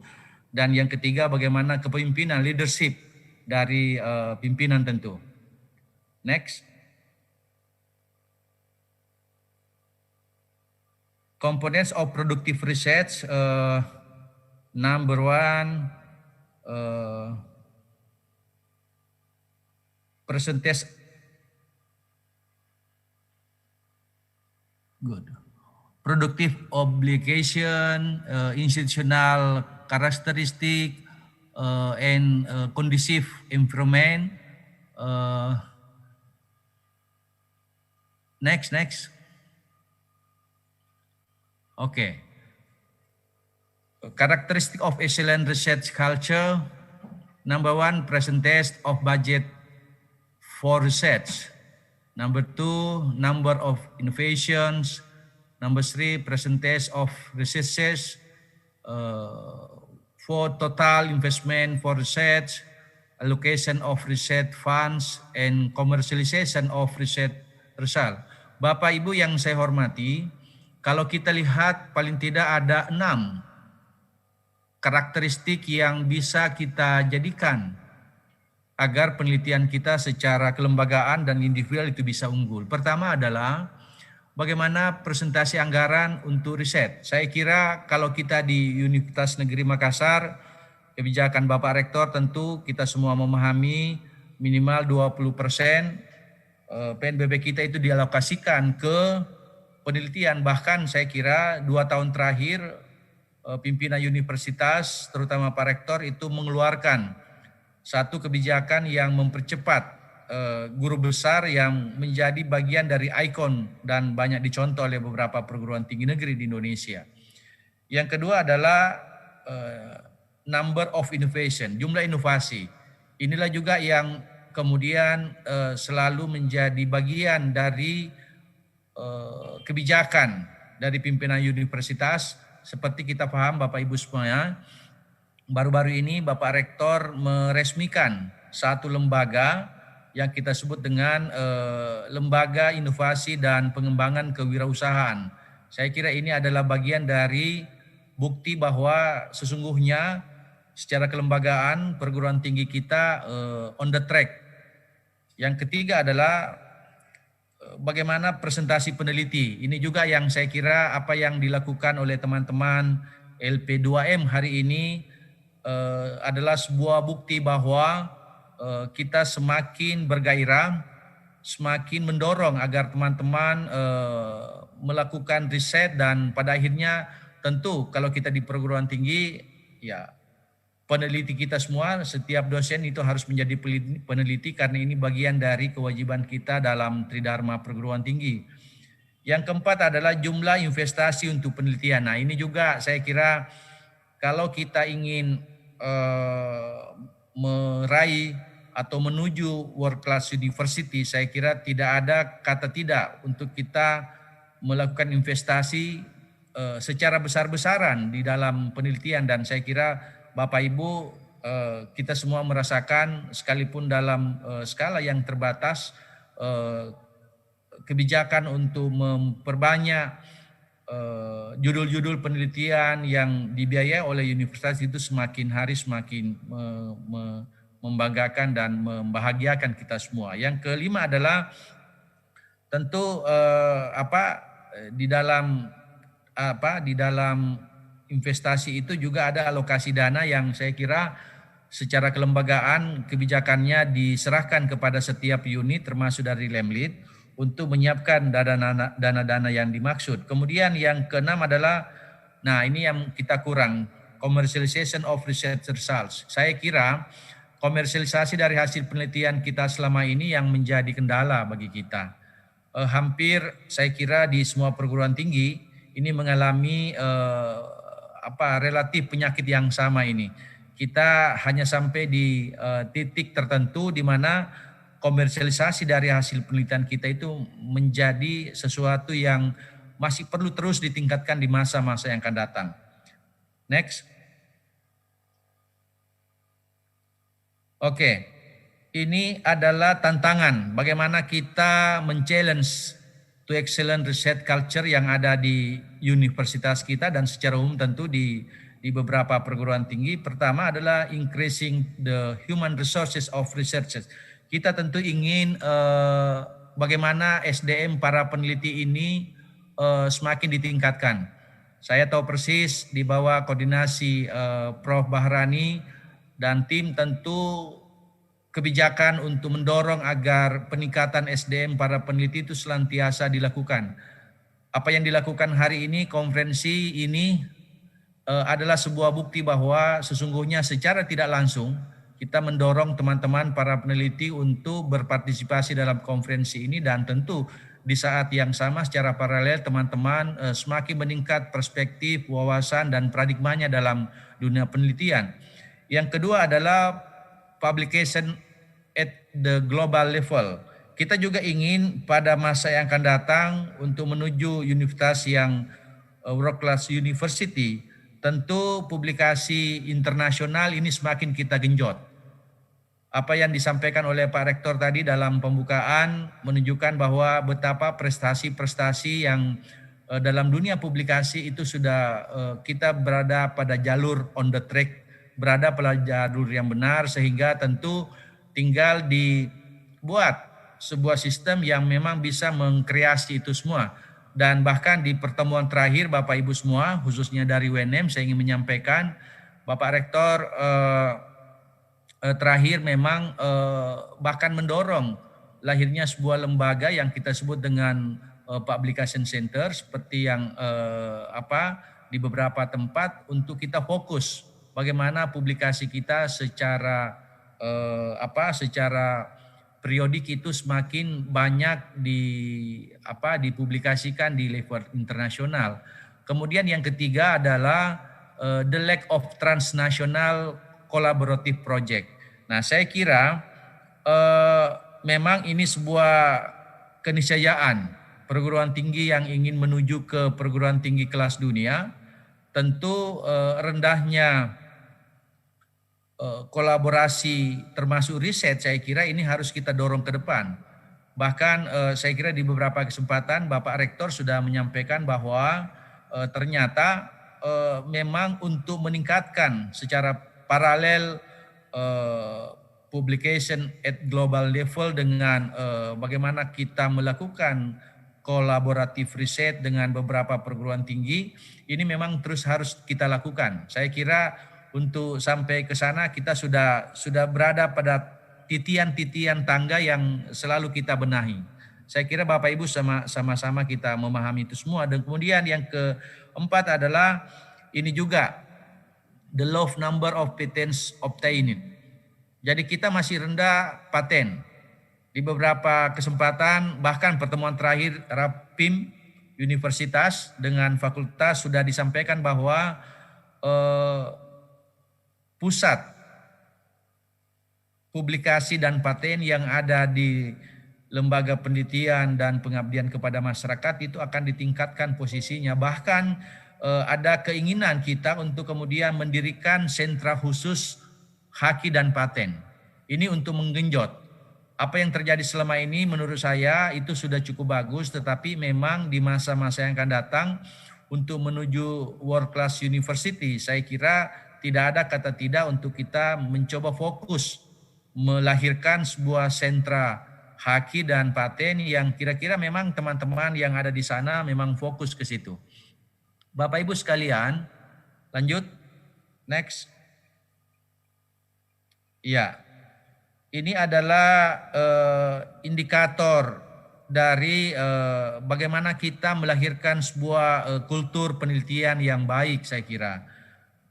Yang pertama atau number one, institutional research policies and agenda, kemudian departmental culture and working condition, number three, budget for research, infrastructure, collaboration with and access to research professionals in other institutions, policies and guidelines of research benefits and incentive, research committee and publication. Saya kira indikator inilah yang kemudian tentu akan menjadi perhatian utama bagi kita, terutama di Universitas Negeri Makassar, untuk mencoba melahirkan bagaimana formulasi, mencoba menciptakan sebuah kultur penelitian yang ada di universitas, sehingga faktor-faktor ini adalah bagian yang tentu saja akan menjadi perhatian bagi kita semua. Next. Bapak Ibu yang saya hormati, bagaimana kita atau model kita mencapai atau membuat strategi agar kita menciptakan riset unggul. Paling tidak ada 6 komponen yang saya kira secara paralel ini harus senantiasa kita lakukan. Yang pertama itu adalah excellence is the vision of the institution.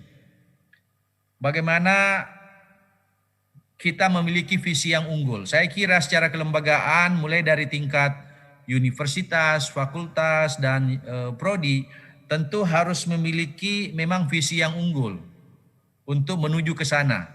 Nah, saya kira secara kelembagaan saya ingin menyampaikan baru-baru ini setelah diresmikan dan dilantik Development Center di bawah komando Prof. Muharram, saya kira kita sudah menuju ke bagaimana di tahun 2021 kita ada target minimal 5 program studi sudah terakreditasi internasional.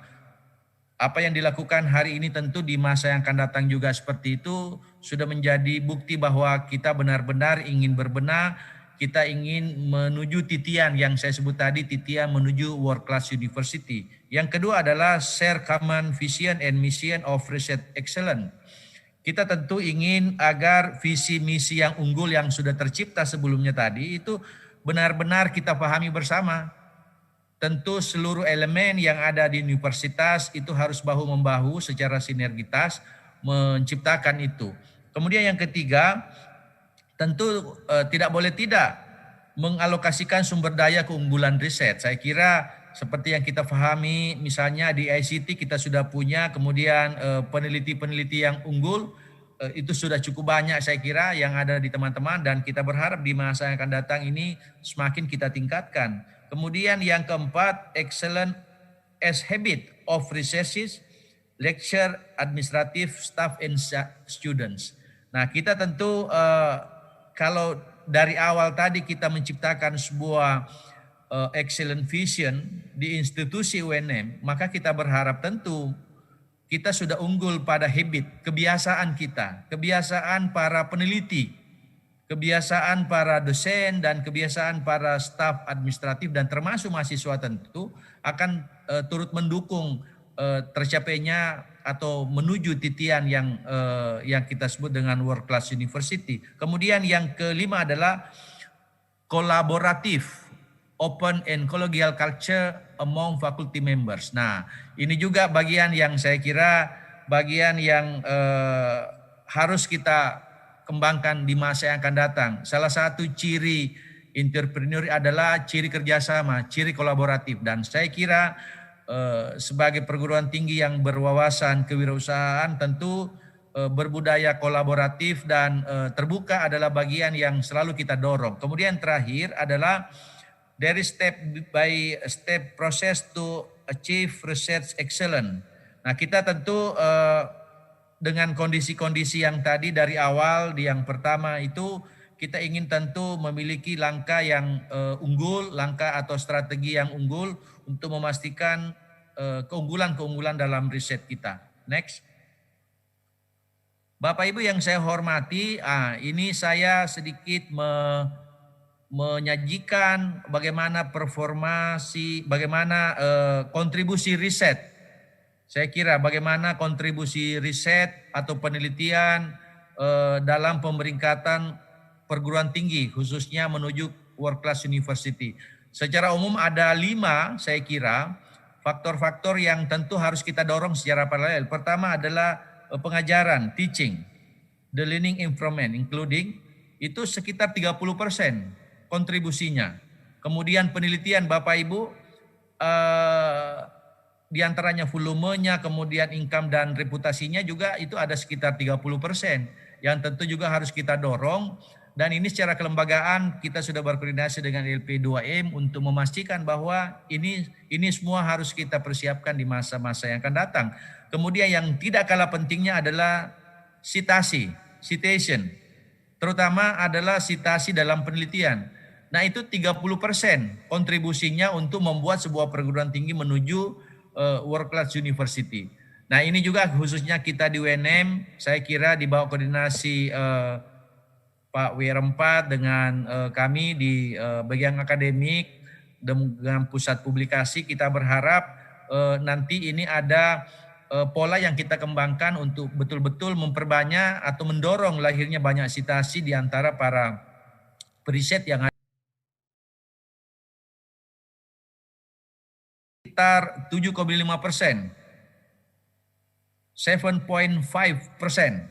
Ini faktor yang bisa mendorong agar kita bisa menjadi sebuah perguruan tinggi yang berkelas internasional. Kemudian tentu ada juga yang terakhir adalah income industri sekitar 2,5%, 2.5%. Saya kira ini menjadi hal yang tentu akan menjadi perhatian utama di kita khususnya secara kelembagaan di Universitas Negeri Makassar. Next. Oke, next. Next. Oke, baik Bapak Ibu, karena waktu kita terbatas, saya ingin menyampaikan bahwa apa yang saya sampaikan hari ini adalah bagian umum yang akan menjadi program-program kelembagaan kita di masa yang akan datang di dalam membangun budaya penelitian. Saya kira teman-teman sudah merasakan program-program penelitian baik yang disiapkan oleh PNBP maupun HIBA yang secara tersentral maupun terdesentralisasi itu senantiasa kita melakukan pembenahan. Saya kira Bapak Ibu itu yang saya bisa sampaikan, dan atas perhatian kita semua saya ucapkan terima kasih and thank you for participation and your attention. Thank you. Wabillahi taufiq wal hidayah. Assalamualaikum warahmatullahi wabarakatuh. Thank you very much, Prof, for the interesting presentation today about building research culture in this pandemic era goes to world-class university. Thank you very much again. Well, ladies and gentlemen, now we come to the discussion sessions.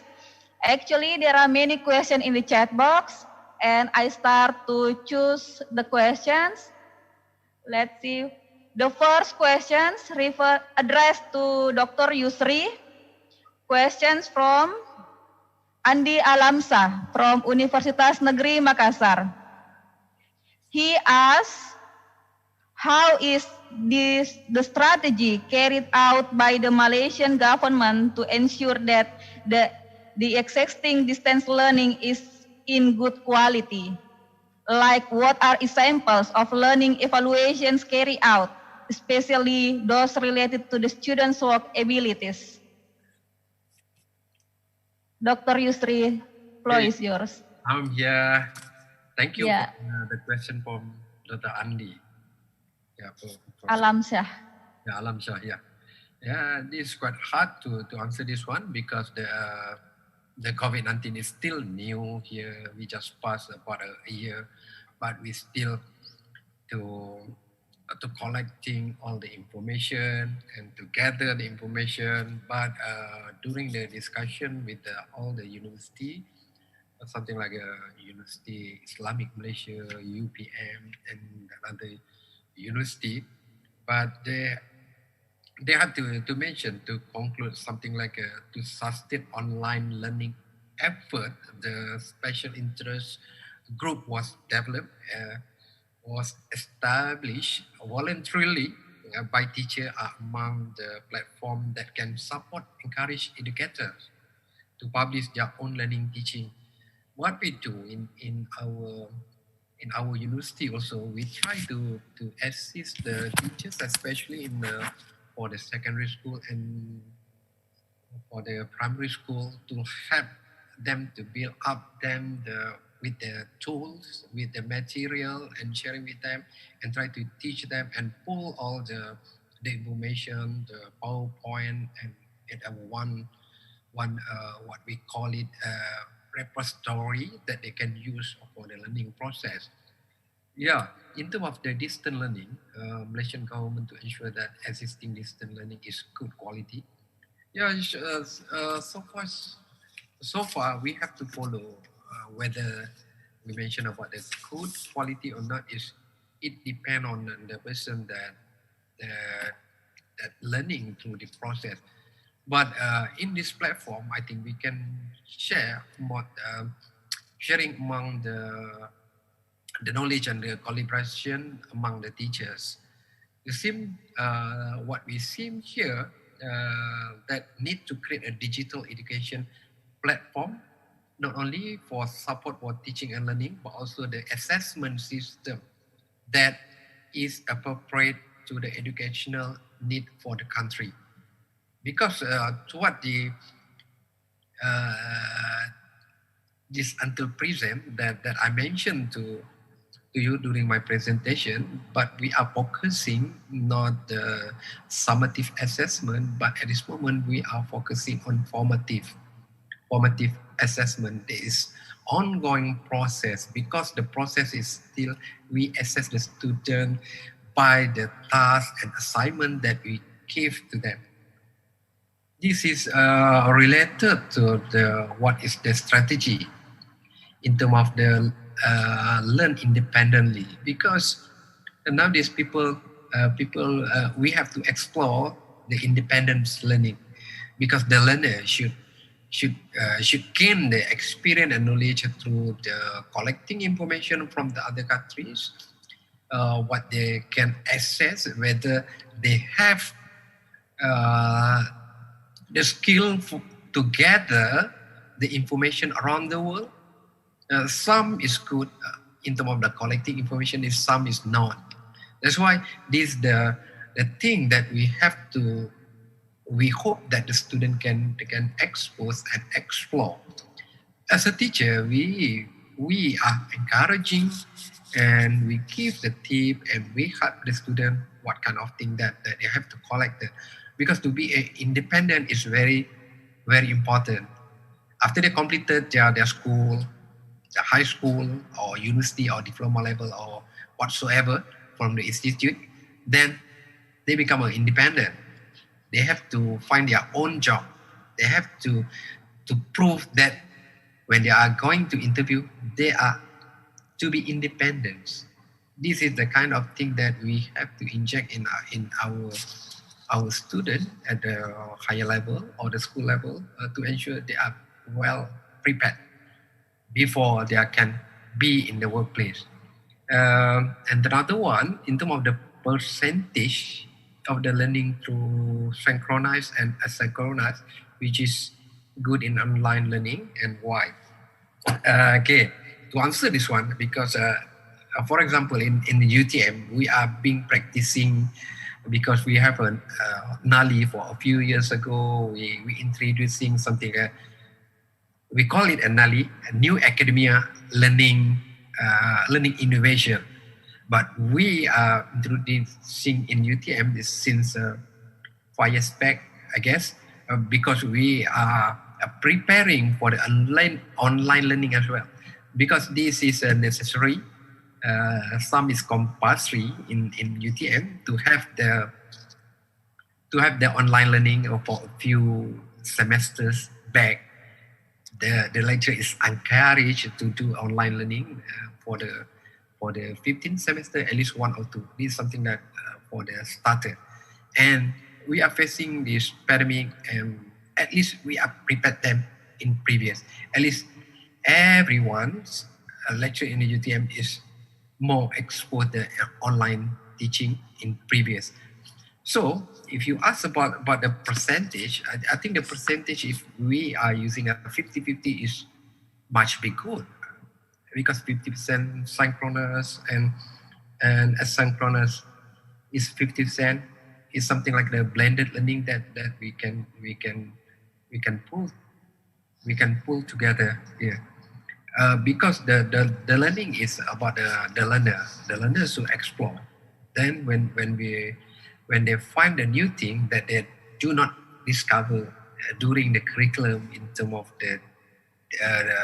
during the teaching time with the lecturer, they can ask the question and they bring something new, something that they really wanted to know about, that kind of thing. This is what we hope that the student can explore more, be creative, think outside the box, and to be challenging.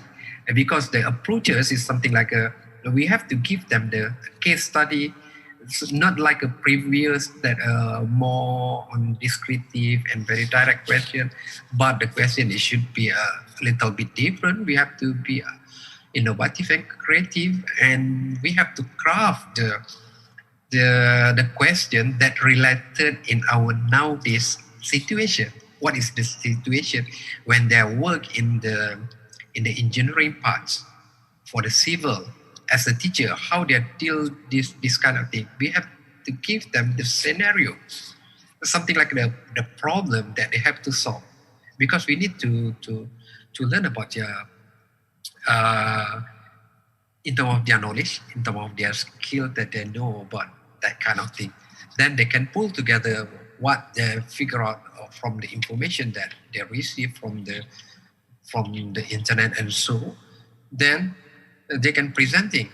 And another thing from the online side, some of the students, we ask them to present it in recording their presentation before the class started. Yeah, after the start, they have to prepare their own, rather than we are using synchronous. Sometimes the synchronous is attract a delay, and they have a lot of problems. Sometimes the internet, because we don't have a high-speed internet, something like in advanced country. So we have to prepare that kind of thing. The student can prepare. They can use their innovation and the creativity to this process. And during our classroom, maybe we can pick 1 or 2 and choose them to presenting based on their PowerPoint and so. At this moment, we are lucky because the UTM said our e-learning is very effectively, then can access through offline, and so at least all the material is there. Everything is free, and the student can access through their code and so. So everything there, and hopefully, when we asking about this one, whether the online or face-to-face, some is yes, they would like to traditional one.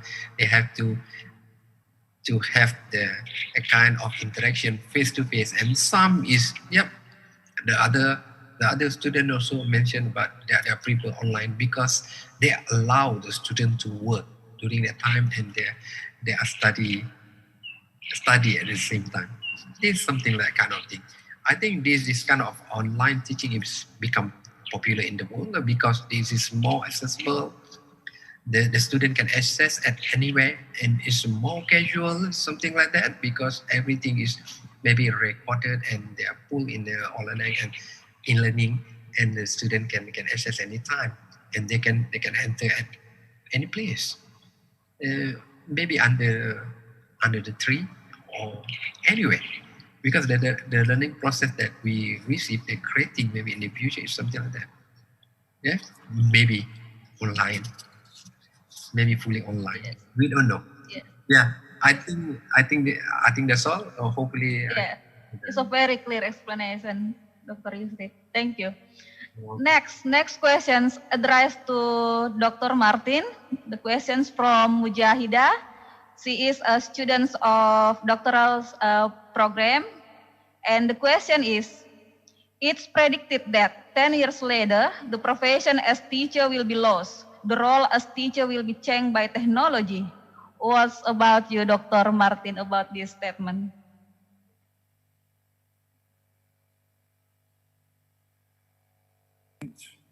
I think I said during my presentation that the role of the teacher had already changed because of COVID. And instead of being teachers and educators, we would increasingly become mentors and facilitators, and also we would become curators. I think that we will be using different functions of the job we already do, and I think that those new functions will become dominant. So the curation function is when we gather together digital resources for our learners and encourage them using a project-based approach to create something either collectively or individually using those materials. That is the teacher as the curator. The facilitator is when we work alongside collaboratively with the group of learners or the individual learner in order to create a collaborative output, a product of some sort. And I have heard that word collaboration today from quite a lot of our speakers. And it seems to me that collaboration, encouraging collaboration, is absolutely crucial to a sort of social constructivist learning in a post-COVID age. So even though I think that the role of the teacher will change, I don't think it will die completely, but the name will change. The functions will become dominant of the mentor, the facilitator, and also the convener or the curator. So that's my impression about 10 years from now. Well, thank you, Dr. Martin, for the clear answers. Now, the last questions. There are questions from Nur Aini, Dr. Nur Aini from English Education Department. And she asked to all of the Dr. Yusri and Dr. Martin to share about Malaysian and New Zealand's experience. The question is, how do you conduct one-on-one coaching when the learning process in virtual classroom or online classroom? When you have some obstacles, how do you deal with it? First, I'm first. Yeah. Okay. Martin would like to. Okay. In terms of my experience, especially from my experience during this pandemic, we are shocked in terms of our teaching and learning and suddenly change, but we are prepared. We are prepared in the early because we are using e-learning, everything's there. But the thing is some kind of subject that we need to penetrate, especially in the practical side. Yeah. So because in terms of the quality, we are not compromised in terms of that thing. That's why we are supplying them with the tutorial. Some of us are just doing video to make the explanation and another link from the YouTube and many things that to help the student, because the process of because the learning process should go on. Yeah, even though during MCO the shutdown of the university, and so, but the learning process still go on. So what we do is, we try to use our innovation and the creativity, because this is the time to the educator, especially the lecturer, to be creative when they are teaching through online. Because more important thing is they have the activities that we can pull down together, and the student can be creative as well. Sometimes they can go out from their home, especially the limitation they are going out is only 15 kilometers. And this is another restriction and hassle for them. And what we do is, because sometimes especially in the rural area, the lack of the internet access, and some of them is very very poor in terms of the access. What we do, especially in UTM, we try as much as we can. If they're going to WhatsApp, they can still using the WhatsApp. We share all the material there. If they don't have any online thing, so we post them the material to the student. We are UTM, we are proposing something like that. All the material that I use, I have to print out and send to the student address to make sure they are not lag behind to the other student. This is what we do in UTM, but we have to thank to our university as well, because we are tracing the student that have the very limited in terms of data internet. We are providing them with a certain limit the data. We give them the data and send to them to use for the teaching purposes. This kind of thing, the kindness of UTM to have the student, to make sure they are always with us for the whole semester. This is what we do in UTM. The thing is, we have to be practicing. We don't know until when. Even now, we are still online teaching, because even though some students going back to the campus, but still we don't have opportunity to face-to-face meeting with them. So currently, sometimes we call them if they have the problem with us. We just make a phone call, and so to help the student in terms of learning process, or email them any technology available for them, especially the limited connectivity or for the Wi-Fi. I think that's all about this. Okay, thank you. Next, we hear the experience from New Zealand. Please, Dr. Martin. Same question. Thank you for your question. I think your question is related to how we handle face-to-face interaction during this time, or how we handle one-on-one. And I think we have already partially heard the answer. And because I work largely with postgraduate students, masters and PhD students, it means I don't have big classes. I do have very intimate and close relationships with 20 or 30 learners, rather than hundreds of people in a lecture room. So my answer is related to that. When you are a PhD or master's mentor and supervisor like me, it is incredibly important for us to have one-on-one channels open perpetually all the time. And I do encourage my learners to actually find me on Facebook Messenger. And it's really amazing how this very kind of utilitarian and domestic and common technology can be a very, very valuable one for asking annoying little questions that usually students would save until we have time for a face-to-face meeting. So generally we have scheduled face-to-face meetings every 2 weeks. We can't have that during COVID, even though, as I mentioned, we are now out of lockdown over here and we have 0 COVID cases in this country, still we continue this very good habit of online communication using Messenger. Equally, we can use Viber or WhatsApp or whatever is appropriate for the learner.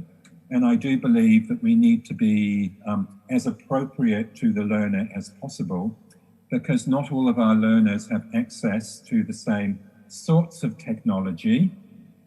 And there are particular programs, particularly programs in the Microsoft suite like Teams, which require a very, very recent version of the Chrome browser from Google. You cannot access this stuff on an old computer.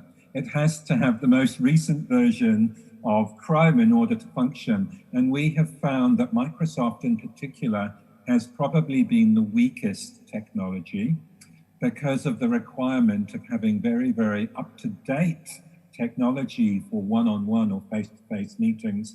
So we have actually gone back into the simpler technologies like Facebook Messenger, because everyone has it. It doesn't matter which version you've got, old phone, new phone, it's very democratic. So I do encourage learners to contact me with their questions and for conversation and meeting using those kinds of social media. Well, it is a nice experience. We know that it is happen around the world. In Indonesia too, we have some difficulties of this era. Okay, well, ladies and gentlemen, because the limit of time, now we come to the end of these sessions. Please give applause for all of the great invited speakers today.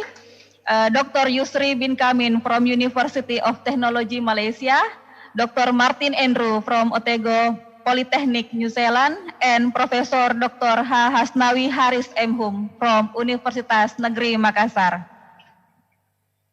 Thank you very much for sharing interesting presentations and sharing knowledge in this conference. Thanks also for all of the participants for joining these sessions. Stay healthy and see you in the next conference. Wassalamualaikum warahmatullahi wabarakatuh. I send back to the Master of Ceremony.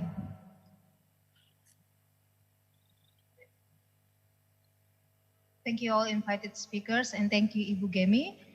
That was an insightful presentation, and I hope that we all can experience the benefits.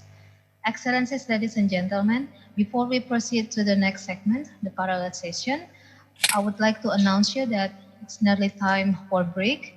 And on behalf of the organizing committee, I thank you all again for your participation and our apology to any shortcomings. One last thing, before I close this session, I would like to invite Ibu Dr. Lukmu to announce you a few things regarding the running of the parallel session. The floor is yours.